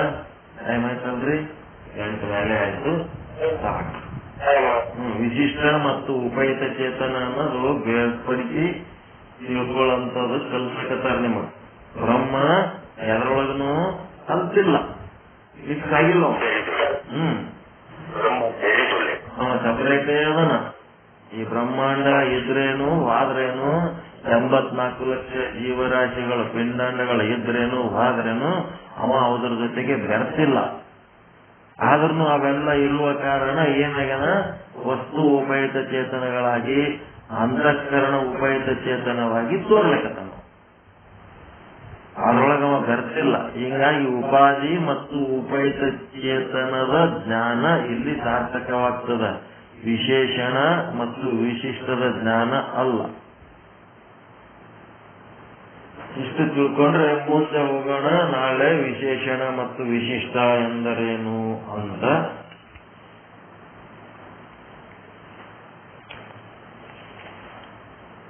ಅದಕ್ಕೆ ನಿಮ್ಮ ಆತ್ಮಚೇತನ ಆಗಿರ್ಬೋದು, ಆಕಾಶ ಆಗಿರ್ಬೋದು. ಆಕಾಶ ಬಿಸಿಲು ಬಹಳ ಬೆಂಕಿ ಮಳೆ ಸುರಿಲಕತ್ತಂದ್ರೆ ಆಕಾಶಕ್ಕೆ ಏನಾಗ್ತದ? ಥಂಡಿ ಬಹಳ ಅದಂದ್ರೆ ಆಕಾಶಕ್ಕೆ ಏನಾಗ್ತದ? ಚೈನಾದವ್ರು ಬಾಂಬ್ ಹಾಕ್ಯಾರಂದ್ರೆ ಆಕಾಶಕ್ಕೆ ಏನಾಗ್ತದ? ಆಕಾಶ ಹೆಂಗಿರೋದು ಹೆಂಗೆ ಅದು? ಯಾರಿಗಾದ್ರೆ ಬಾಂಬ್ ಹಾಕ್ರಿ, ನನ್ಗೇನ್ ಮಾಡೋದು ಅಂತದ ಆಕಾಶ. ಏನದು?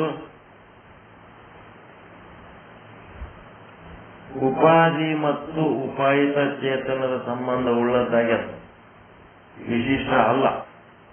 ಅದಕ್ಕೆ ನಿಮ್ಮ ಜೀವನದಲ್ಲಿ ಇದನ್ನ ತಿಳ್ಕೋಬೇಕು.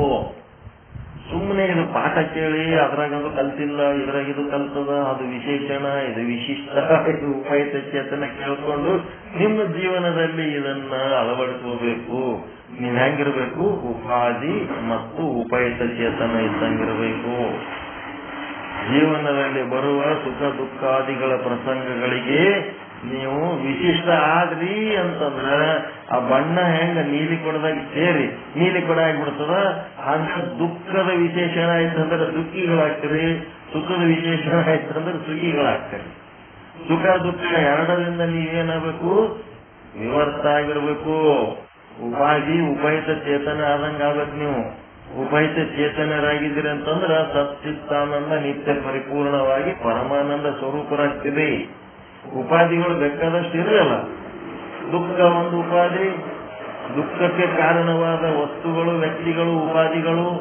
ಸುಖ ಒಂದು ಉಪಾಧಿ, ಸುಖಕ್ಕೆ ಕಾರಣವಾದ ವಸ್ತುಗಳು ವ್ಯಕ್ತಿಗಳು ಜೀವಿಗಳು ಏನದವ ಅವೆಲ್ಲ ಏನದವ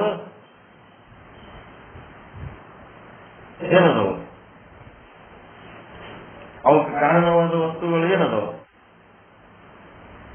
ಇರ್ಲಿಲ್ಲ, ಇರ್ಲಿ ಏನ್ ತೊಂದರೆ ಅದು. ಇವೆಲ್ಲ ಉಪಾಧಿಗಳು. ದುಃಖನೂ ಉಪಾಧಿ, ಅದಕ್ಕೆ ಕಾರಣವಾದ ವಸ್ತುಗಳು ಉಪಾಧಿಗಳು. ಸುಖನೂ ಉಪಾಧಿ, ಅದಕ್ಕೆ ಕಾರಣವಾದ ವಸ್ತುಗಳು ನನಗೆ ಉಪಾಧಿಗಳು. ನಾನು ಹೆಂಗದೀನಿ? ಉಪಯುಕ್ತ ಚೇತನ ಅದೀನಿ. ನಾನು ಅವುಗಳಲ್ಲಿ ಬೆರೆತಿಲ್ಲ. ಯಾವ ರೀತಿ ಆ ಜೋಗಪ್ಪನ ಕೊಡ ಆ ಒಬ್ಬ ಅಮಾಯಕ ವ್ಯಕ್ತಿಯಲ್ಲಿ ಬೆರೆಯಲಾರದೆ ಅವನಿಗೆ ಯಾವ ರೀತಿ ಒಂದು ರೀತಿ ಜೋಗಪ್ಪ ಸೇರ್ಕೊಂಡು, ಹಂಗ ನಿಮಗೆ ದುಃಖ ಬಂದಾಗ ನಿಮ್ಗ ಅದಕ್ಕೆ ಸಂಬಂಧ ಇಲ್ಲ. ನೀವು ಉಪಯುಕ್ತ ಚೇತನರಾಗ್ತಿರೋ ವಿಶಿಷ್ಟ ವ್ಯಕ್ತಿಗಳಾಗ್ತಿರೋ, ದುಃಖ ವಿಶಿಷ್ಟ ವ್ಯಕ್ತಿಗಳಾಗ್ತಿರೋ, ದುಃಖ ಉಪಯುಕ್ತ ಚೇತನರಾಗ್ತಿರೋ, ಸುಖ ವಿಶಿಷ್ಟ ವ್ಯಕ್ತಿಗಳಾಗ್ತಿರೋ, ಸುಖ ಉಪಯುಕ್ತ ಚೇತನರಾಗ್ತಿರೋ. ಅದು ವಿಶಿಷ್ಟ ಮಾಡ್ಕೊಂಡ್ರಿ ಅಂದ್ರೆ ದುಃಖಿಗಳಾಗ್ತೀರಿ, ಸುಖಿಗಳಾಗ್ತೀರಿ, ಪಾಪ ಪುಣ್ಯ ಮಾಡ್ತೀರಿ, ಮತ್ತೊಂದು ಜನ್ಮ ತಗೊಂಡು ಹುಟ್ಟಿ ಬರ್ತೀರಿ. ಇಲ್ಲಿ ಅವೇನ್ ದುಃಖ ಇಲ್ಲ, ಸುಖ ಇಲ್ಲ. ಉಪಾಧಿಗಳ ಇಟ್ ಮಾಡ್ಕೋಬೇಕು, ಅವಕ್ಕೆಲ್ಲ ವಿಶಿಷ್ಟ ಮಾಡ್ಕೋಬಾರ್ದು. ದುಃಖಕ್ಕ ಉಪಾಧಿ ಮಾಡ್ಕೋಬೇಕ, ವಿಶಿಷ್ಟ ಮಾಡ್ಕೋಬೇಕ್ರಿ. ನೀವು ಸಚ್ಚಿದಾನಂದ ಸ್ವರೂಪ ಇರ್ಬೇಕಾದ್ರ ಉಪಾಧಿ, ನೀವು ಉಪಯುಕ್ತ ಚೇತನವಾಗಿ ಅವುಗಳನ್ನ ಉಪಾಧಿ ಜಾಗದಾಗಿರಬೇಕು. ಅವುಗಳನ್ನ ತಗೊಂಡು ಮೈಗೆಲ್ಲ ಅಂಟಿಸ್ಕೋಬಾರದು. ವಿಶಿಷ್ಟ ವಿಶೇಷಣಗಳನ್ನ ತಗೊಂಡು ಅಂಟಿಸ್ಕೊಂಡು ವಿಶಿಷ್ಟಗಳಾಗಬಾರ್ದು.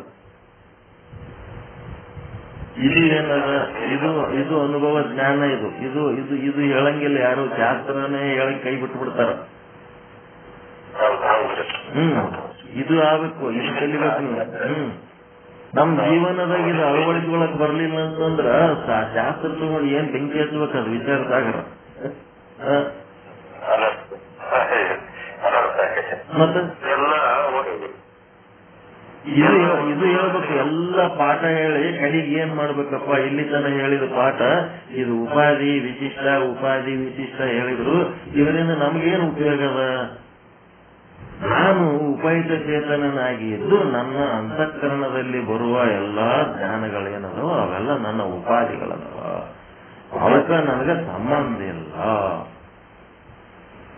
ಅಂದ್ರ ನೀವು ಸಚ್ಚಿದಾನಂದ ಸ್ವರೂಪರಾಗ್ತೀರಿ. ಚೇತನದ ವಿವರ್ತ ಏನದ ಅದನ್ನು ಬಿಟ್ಟು ನಿಮ್ಮ ಅಂತಃಕರಣವೇ ಆ ಸುಖ ದುಃಖ ಕೊಡುವಂತ ವಸ್ತುಗಳ ಆಕಾರ ತಾಳಿ ಸುಖ ದುಃಖಗಳನ್ನು ಅನುಭವಿಸ್ತಾ ಇತ್ತು ಅಂತಂದ್ರ ಅದು ಮಾಯೆಯ ಪರಿಣಾಮ. ಅಲ್ಲಂ ಪ್ರಭು ಒಬ್ಬನೇ ಮಾಯಾ, ಅದಕ್ಕೇನು ಕೋಲಾಹಲ ಅಂತಾರ. ನೀವು ಮಾಯಾ ಕೋಲಾಹಲ ಹಾಲಕ್ ಬರ್ತದ ಇಲ್ಲ? ಇದು ಉಪಾಧಿ ಉಪಯುಕ್ತ ಚೇತನರಾದ್ರಿ ಅಂತಂದ್ರ ಮಾಯೆಯ ಪರಿಣಾಮಕ್ಕೆ ಅವಕಾಶನೇ ಸಿಗಂಗಿಲ್ಲ. ನೀವು ಮಾಯಾ ಕೋಲಾಹಲರಾಗ್ತೀರಿ. ಇದೆಲ್ಲ ಉಪಾಧಿ. ನಾನು ಉಪಯುಕ್ತ ಚೇತನ, ಅವು ವಿಶೇಷಣಗಳನ್ನು ಕೇಳಕ್ಕೆ ನಾನು ಹಚ್ಕೊಂಡೆ ಅಂದ್ರೆ ನಾ ವಿಶಿಷ್ಟ ಆಗ್ತೀನಿ. ನಾ ವಿಶಿಷ್ಟ ಆಗಂಗಿಲ್ಲ, ನಾನು ಉಪಯುಕ್ತ ಚೇತನ ಆಗ್ತೀನಿ. ಅವುಗಳನ್ನ ಉಪಾಧಿ ರೂಪದಲ್ಲಿ ಇಡ್ತೀನಿ.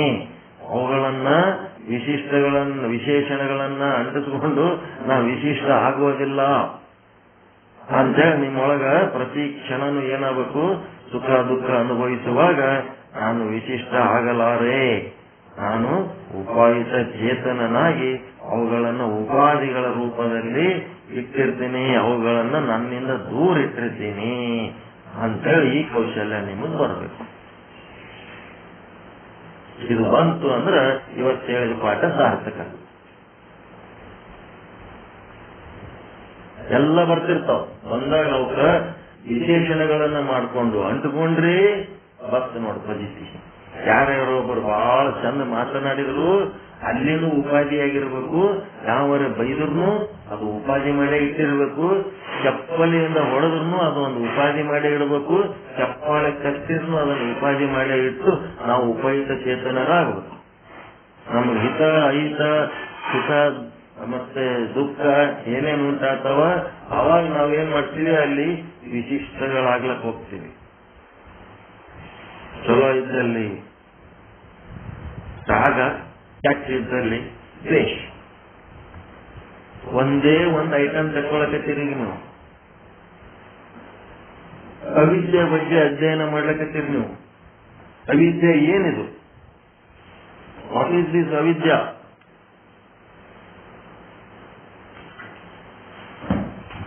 ಅವಿದ್ಯೆ ಅಂದ್ರೆ ಏನ್ರಿ? ನಿಮ್ಮ ಜೀವನದಲ್ಲಿ ದುಃಖಕ್ಕೆ ಕಾರಣವಾದ 5 ವಸ್ತುಗಳದವ.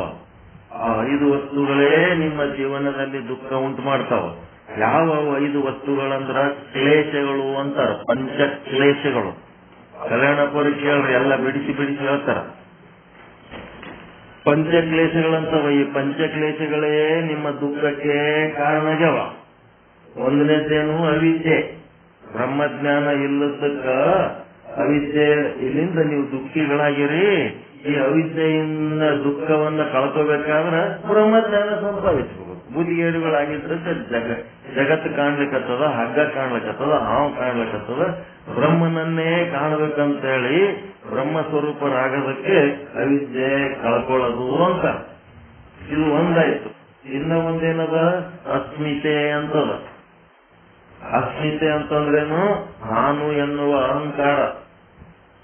ಇದ್ರಲ್ಲಿ ಬಿಡು ರಾಯಚೂರಾಗ ಏನೋ ಪಾಠ ಹೇಳ್ತಿರ್ತಾನ, ಹೇಳದ್ ದಿವ್ಸ ಹೇಳ್ರಿ, ನಾವು ಕೇಳದ್ ದಿವ್ಸ ಕೇಳಮ್ಮ, ಆಯ್ತು ಅವನು ಒಂದಿನ ಗಪ್ಪಾತನ, ನಾವು ಗಪ್ಪಾಗಿ ನಮ್ಮೂರಾಗ ನಾವ್ ಇದ್ ಬಿಡಮ್ಮ ಅನ್ಕೊಂಡು ಏನ್ ಮಾಡಮ್ಮ, ನಮ್ಗೇನ್ ಮಾಡೋದ ಅಷ್ಟೇ, ನಿಮ್ಮೂರಾಗ ನೀವು ನಮ್ಮೂರಾಗ ನಾವ್ ಇದ್ದೇವೆ ಅಂತಂದ್ರ ಇಲ್ಲಿ ಅಸ್ಮಿತೆ ಅನ್ನೋದು ಕಳ್ಕೋಬೇಕು. ನಿಮ್ಮ ದುಃಖಕ್ಕೆ ಕಾರಣವಾದಂತಹ ಕ್ಲೇಶ ಕಳ್ಕೋಬೇಕು. ಅಸ್ಮಿತೆ ಕಳ್ಕೋಬೇಕಾದ್ರೆ ನಿಮ್ಮೊಳಗ ನಾನು ಎನ್ನುವ ಅಹಂಕಾರ ನಾನಾ ರೀತಿಯಿಂದ ನಿಮಗ್ ಮುಂದಕ್ಕೆ ಬರ್ಲಕ್ ಬಿಡಂಗಿಲ್ಲ. ಅದು ರಾಯಚೂರ್ ಕಡೆ ಒಂದ್ ಹೆಜ್ಜೆ ಇರ್ಲಕ್ ಬಿಡಂಗಿಲ್ಲ ನಿಮ್ಗದು. ನಿಮ್ಮ ಅಹಂಕಾರ ಇಲ್ಲೇ ಮನಾರ್ ಕೆಲ್ಸದ, ಅಲ್ಲಿ ಹೋಗಿ ಏನ್ ಮಾಡ್ತಿದ್ದೆ ಪುಟಗೋಶಿ ನಂದರ್ದಲ್ಲಿ ಏನ್ ಕೆಲ್ಸದ, ಅಲ್ಲಿ ಮುಂಜಾನೆ ಸಂಜೆ ತನಕ ಕುಂಡ್ಯಾರ ಕೆಲ್ಸದ, ಇವ್ ಬಿಟ್ಟು ಯಾಕೆ ಹೋಗ್ತೇ ಅಲ್ಲಿ ಅಂತ ಹೇಳೋದು ಅಹಂಕಾರ ಪಾಠ ಹೇಳ್ತಿರ್ತವ. ನೀವು ಅದನ್ನೆಲ್ಲ ಕಿತ್ಕೊಂಡು ಬಂದು ವರ್ಷಿಗೊಮ್ಮರೆ, ತಿಂಗಳಿಗೊಮ್ಮರೆ, 6 ತಿಂಗಳಿಗೊಮ್ಮರೆ ಇಲ್ಲಿ ಬಂದು ಗುರುವಿನ ಪಾದಕ್ಕ ಬಿದ್ರ ಅಹಂಕಾರ ಹೋಗ್ತದಪ್ಪ. ಅದು ಅಹಂಕಾರ ನಾಶ ಪಾದಕ್ಕೆ ಬಿದ್ದರೆ ಹೋಗ್ತದ, ಇಲ್ಲಾಂದ್ರೆ ಹೋಗಂಗಿಲ್ಲ. ನಮಸ್ಕಾರ ಮಾಡ್ಕೊತಾರ, ಪಾದ ಪೂಜೆ ಮಾಡ್ಕೊತಾರ, ಇದೆಲ್ಲ ತಪ್ಪು ಅಂತೇಳಿ ಏನ್ ಮೂರ್ಖರು ಮಾಡ್ತಾರಲ್ಲ. ಯಾವ ಗುರು ನಮಗ ಬ್ರಹ್ಮಜ್ಞಾನ ಹೇಳಿ ಉದ್ಧಾರ ಮಾಡ್ತಾನ, ಅವನ್ ಪಾದಕ್ಕೆ ಬೀಳಲಾರ್ದೆ, ಅವನ್ ಪೂಜೆ ಮಾಡ್ಲಾರ್ದೆ ಅಸ್ಮಿತೆ ಅನ್ನೋದು ಹೋಗಂಗಿಲ್ಲ. ಎಷ್ಟು ಬಂದ್ರಿ, ಒಂದ್ ಕೊಡದು ತುಂಬಾ ನೀರದ, ಆ ನೀರ್ ಖಾಲಿ ಮಾಡ್ಬೇಕಾದ್ರೆ ಏನ್ ಮಾಡ್ಬೇಕು, ಕೊಡ ಎಷ್ಟು ಬಗ್ಗಿಸ್ತೀರಿ ಅಷ್ಟೇ ನೀರು ಹೊರಗೋತು. ಕೊಡ ಪೂರ ಬಗ್ಗಿಸಿದ್ರೆ ಪೂರ ನೀರು ಹೊರಗೋತು, ಸ್ವಲ್ಪ ಬಗ್ಗಿಸಿದ್ರೆ ಸ್ವಲ್ಪ ಹೋತು. ಅಲ್ಲೇ ಮಾತಿನ ಮೂಲಕ ಅಲ್ಲೇ ನಾಟಕ ಮಾಡಿ ಅಲ್ಲೇ ಕುಂತು ಏನೋ ಒಂದು ಮಾಡ್ಕೊತ ಕೂತಿರಲ್ಲ, ಇದೇನದ ಕೊಡ ಸ್ವಲ್ಪ ಬಗ್ಗಿಸ್ದಂಗೆ ಇರ್ತದೆ. ಅಲ್ಲಿಂದ ಇಲ್ಲಿಗೆ ಬಂದು ಇಲ್ಲಿ ಪಾದಕ್ಕೆ ಬಿದ್ದಾಗ ಅಸ್ಮಿತೆ ಹೋಗ್ತದೆ. ಇಲ್ಲೇ ನಮ್ಮೂರ ಆಜು ಬಾಜುನೇ ಬಂದು ಆದ್ರೂ ನಿಮ್ಗೆ ಇಲ್ಲಿ ಇಳಿಲಕ್ ಮನ್ಸಾಗಲ್ಲ. ಮಂತ್ರಾಲಯಕ್ಕೆ ಹೋಗ್ತೀರಿ, ರೀಚೆಗೆ ಹೋಗ್ತೀರಿ, ಎಲ್ಲ ಕಡೆ ಹೋಗ್ತೀರಿ ರೈಚೂರ್ ಮೇಲಿಂದ, ಇಲ್ಲಿ ಬರಕ್ಕಾಗಲ್ಲ. ಯಾಕಂದ್ರೆ ನಿಮ್ ಅಸ್ಮಿತೆ ಬಿಡಂಗಿಲ್ಲ. ನಿಮ್ಗೆ ಇನ್ನ ದುಃಖ ಅನುಭವಿಸುವ ಟೈಮ್ ಹೋಗಿಲ್ಲ, ಮುಗುದಿಲ್ಲ. ಆ ದುಃಖ ಅನುಭವಿಸುವ ಪ್ರಾರಬ್ಧ ಏನದಲ್ಲ ಅದನ್ನ ಮೀರ್ಬೇಕು. ಮಾಯಾ ಕೋಲಾಹಲ ಆಗ್ಬೇಕಾದ್ರೆ ಕಿತ್ಕೊಂಡು ಎದ್ದು ಬರಬೇಕು. ತನುವಿಗೆ ತನುವನ್ನ ಗುರುವಿಗೆ, ಮನವನ್ನ ಲಿಂಗಕ್ಕೆ, ಜನವನ್ನ ಜಂಗಮಕ್ಕೆ ಏನು ಅರ್ಪಣೆ ಮಾಡ್ಬೇಕಂತ ಏನ್ ಹೇಳ್ತಾರ ಶರಣರು, ಅದು ಎದಕ್ಕಂತಂದ್ರೆ ಈ ಅಸ್ಮಿತೆ ಕಲ್ತ್ಕೊಳ್ಳೋದು. ಮುಂದೇನದ ರಾಗ, 3ನೇದ್ದು ರಾಗ ಅಂದ್ರೇನು, ನಿಮ್ಗೆ ಏನ್ ಚಲೋ ಅನ್ನಿಸ್ತದ ಅದೀಗ ಮಾಡಿ ಪಾರಾಗಿಬಿಡೋದು. ಇಷ್ಟಪಡೋದು ಯಾವುದು, ನಿಮ್ಗೆ ಅನುಕೂಲ ಇದ್ದದಕ್ಕಷ್ಟೇ ಇಷ್ಟಪಡೋದು, ನಿಮ್ಗೆ ಅನುಕೂಲ ಇಲ್ಲದ್ರ ಬಗ್ಗೆ ನೆಗ್ಲೆಕ್ಟ್ ಮಾಡಿ ಹೋಗ್ಬಿಡೋದು, ಅದು ರಾಗ. ಇನ್ನ ಒಂದೇನದ ದ್ವೇಷ, ನಿಮ್ಗೆ ಬ್ಯಾಡಾಗಿದ್ದನ್ನ ದೂಷಣೆ ಮಾಡೋದು, ದೂರ ಮಾಡ್ಕೊಂಡ್ಬಿಡೋದು. ಅದ್ರ ಜೊತೆಗೆ ಏನೇನ್ ಕಳ್ಕೊತೀರಿ ಅದ್ರ ಬಗ್ಗೆ ಜ್ಞಾನ ಇರಂಗಿಲ್ಲ. ನಿಮಗೆ ಯಾವುದು ವಸ್ತು ಬೇಕಂತ ಆಸೆ ಪಡ್ತೀರಿ, ಅದ್ರೊಳಗೆ ನಿಮಗೆ ಬ್ಯಾಡಾದ ಎಷ್ಟೋ ಅಂಶಗಳಿರ್ತಾವ. ನಿಮ್ಗೆ ಯಾವುದು ವಸ್ತು ಬ್ಯಾಡ ಅಂತ ದೂರ ಮಾಡ್ತೀರಿ, ಅದ್ರಲ್ಲಿ ಒಳಗೆ ನಿಮ್ಮ ಜೀವನ ಉದ್ಧಾರ ಮಾಡುವಂತ ಎಷ್ಟೋ ವಸ್ತುಗಳಿರ್ತಾವ. ಈ ರಾಗದ್ವೇಷಗಳಿಂದ ಬಹಳಷ್ಟು ಕಳ್ಕೊತೀವಿ, ಕೆಲಸಕ್ಕೆ ಬರ್ಲಾರ್ದು ಬಹಳಷ್ಟು ಪಡ್ಕೋತೀವಿ. ರಾಗ ಮಾಡೋದ್ರ ಜೊತೆಗೆ ಏನೇನ್ ಪಡ್ಕೋಬೇಕಂತೀರಿ, ಅದ್ರೊಳಗ ಬಹಳಷ್ಟು ದುಃಖವನ್ನು ಪಡ್ಕೋತೀರಿ. ದ್ವೇಷ ಮಾಡೋದ್ರ ಜೊತೆಗೆ ಏನೇನು ದೂರ ಮಾಡ್ತೀರಿ, ಅದ್ರೊಳಗ ಬಹಳಷ್ಟು ಸುಖವನ್ನು ಕಳ್ಕೊತೀರಿ. ಅದಕ್ಕೆ ವಿದ್ಯೆ, ಅಸ್ಮಿತೆ, ರಾಗ, ದ್ವೇಷ ಇವು 4 ಆದ್ಮೇಲೆ ಇನ್ನ ಒಂದು ಯಾವ್ದದ ಅಭಿನಿವೇಶ ಅಂತ ಬರ್ತದ. ಅಭಿನಿವೇಶ ಅಂತಂದ್ರ ಸಾಯುವ ಭಯ, ಕೆಡುವ ಭಯ. ಸಾಯ್ತೀವಿ ಅಂತ, ಎಲ್ಲಿ ಸಾಯ್ತೀವೋ ಏನೋ, ಯಾವಾಗ ಸಾಯ್ತೀವೋ ಏನೋ, ಹೆಂಗ್ ಸಾಯ್ತೀವೋ ಏನೋ, ಸಾಯಾಗ ಹೆಂಗಿರ್ತದೆ ಏನೋ ನಮ್ಮ ಪರಿಸ್ಥಿತಿ, ಸುಮ್ಮನೆ ಸಾವಿನ ಭಯ. ಸಾವಿರಾರು ಜನರು ಕೊರೋನಾ ಬಂದು ಸತ್ರು ಅಂತ ಹೇಳಿ ಸರ್ಕಾರದವ್ರು ಲೀಸ್ಟ್ ಮಾಡಿ ಇಟ್ಕೊಂಡ. ಮತ್ತೆ ಉಳಿದವರೆಲ್ಲ ಯಾಕೆ ಸಾಯ್ಲಿಲ್ಲ?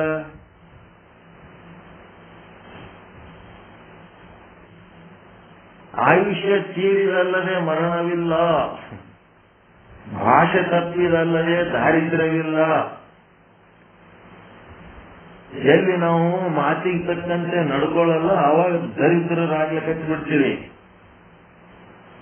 ಭರವಸೆ ಕಳ್ಕೊಂಡ್ಬಿಡ್ತೀವಿ. ಸುತ್ತಮುತ್ತಲಿನ ಜನರು ಯಾವ ಹೇಳದೇನು ಹೇಳ್ತಾನ, ಖರೆ ಯಾವುದು ಬರಬರಿಲ್ಲ, ಒಂದು ಬೇಡ ಬೆಟ್ಟರೆ ಆಯ್ತು ದರಿದ್ರತನ ಚಾಲು ಆಗ್ಬಿಡ್ತದ.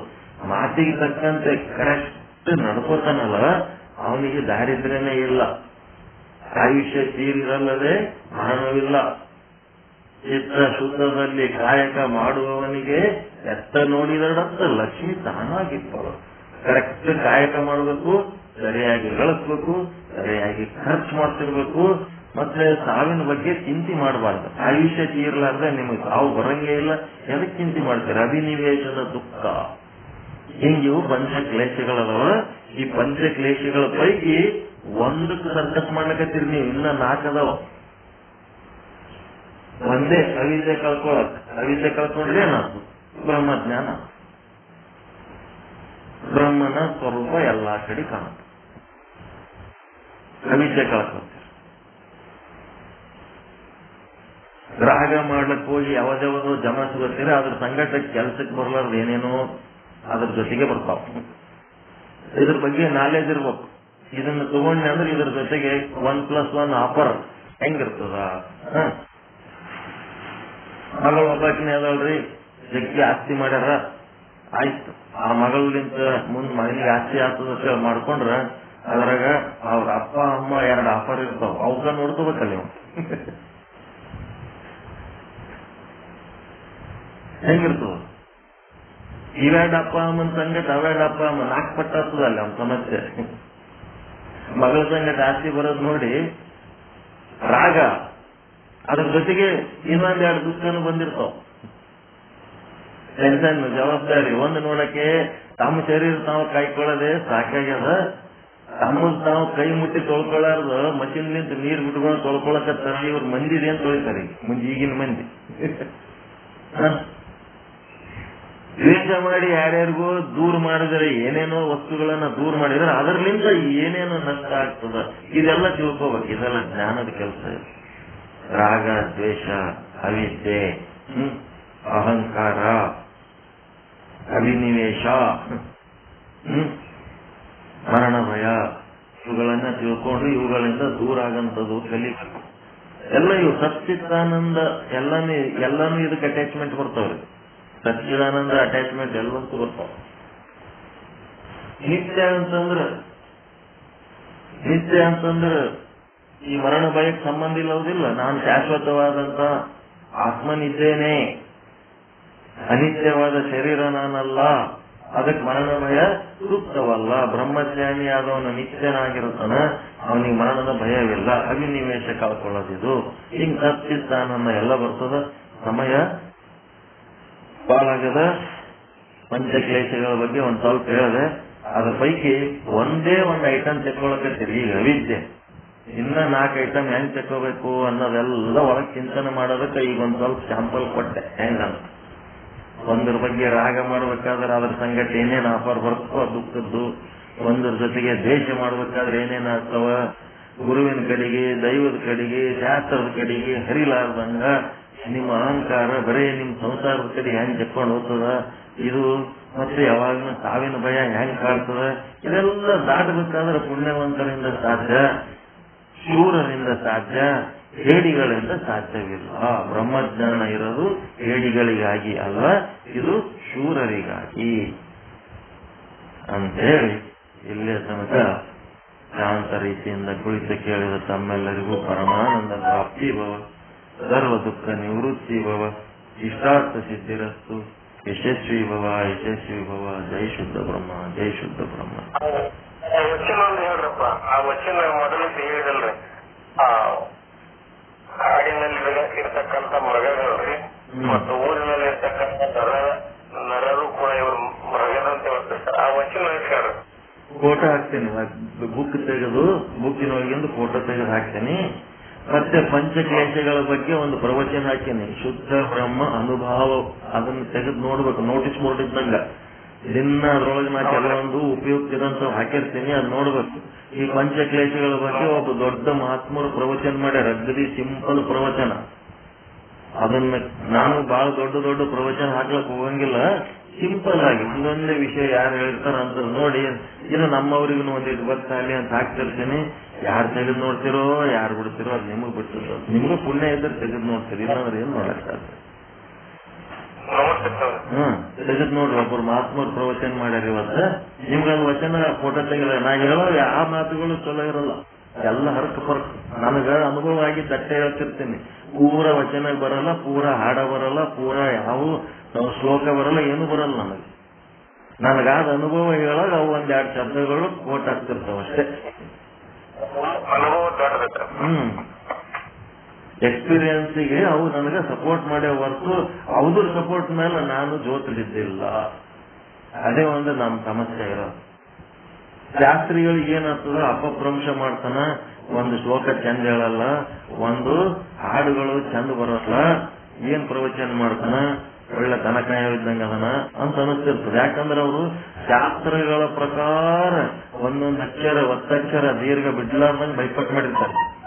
ನಮ್ಗದು ಬೈಪಟ್ ಮಾಡೋದ್ರಾಗ ಟೈಮ್ ವೇಸ್ಟ್ ಮಾಡ್ಕೊಂಡಿಲ್ಲ. ನಾನು ಅದರ ಅರ್ಥ ತಿಳ್ಕೊಂಡಿ, ನಾನು ಶಬ್ದ ಜಾಲದಲ್ಲಿ ಸಿಲುಕಿಲ್ಲ, ನಾನು ಅರ್ಥ ಮಾಡ್ಕೊಂಡು ಆನಂದ ಹೊಂದಿನಿ. ನಮಗೇನು ಅನುಭವ ಆಯ್ತು ಅದು ನಿಮಗೆ ಹೇಳ್ಕೊಡ್ತಿರ್ತೀನಿ ಅಷ್ಟೇ. ಉಳಿದೆಲ್ಲ ಬುಕ್ನಾಗ ಸಿಗ್ತಾವ. ಇದು ಯಾರಿಗೆ ಮುಖ್ಯ ಅದ ಇಲ್ಲಿ ಉಳಿದಿರ್ತ, ಶಾಸ್ತ್ರ ಯಾರಿಗೆ ಮುಖ್ಯ ಇರ್ತದ ಶಾಸ್ತ್ರಿಗಳ ಮೇಲೆ ಹೋಗಿರ್ತಾರ. ನಾವೇನ್ ಮಾಡೋದು? ಶಾಸ್ತ್ರ ಮುಖ್ಯ ಅಲ್ಲ, ಅನುಭವ ಮುಖ್ಯ. ಅನುಭವ ಜ್ಞಾನ, ಬ್ರಹ್ಮಜ್ಞಾನದ ಅನುಭವ ಜ್ಞಾನ ಮುಖ್ಯ. ಅನುಭವ ನೀಡ್ತಿರಲ್ಲ, ಅದೇ ಬಹಳ ಮುಖ್ಯ ಅದೇ.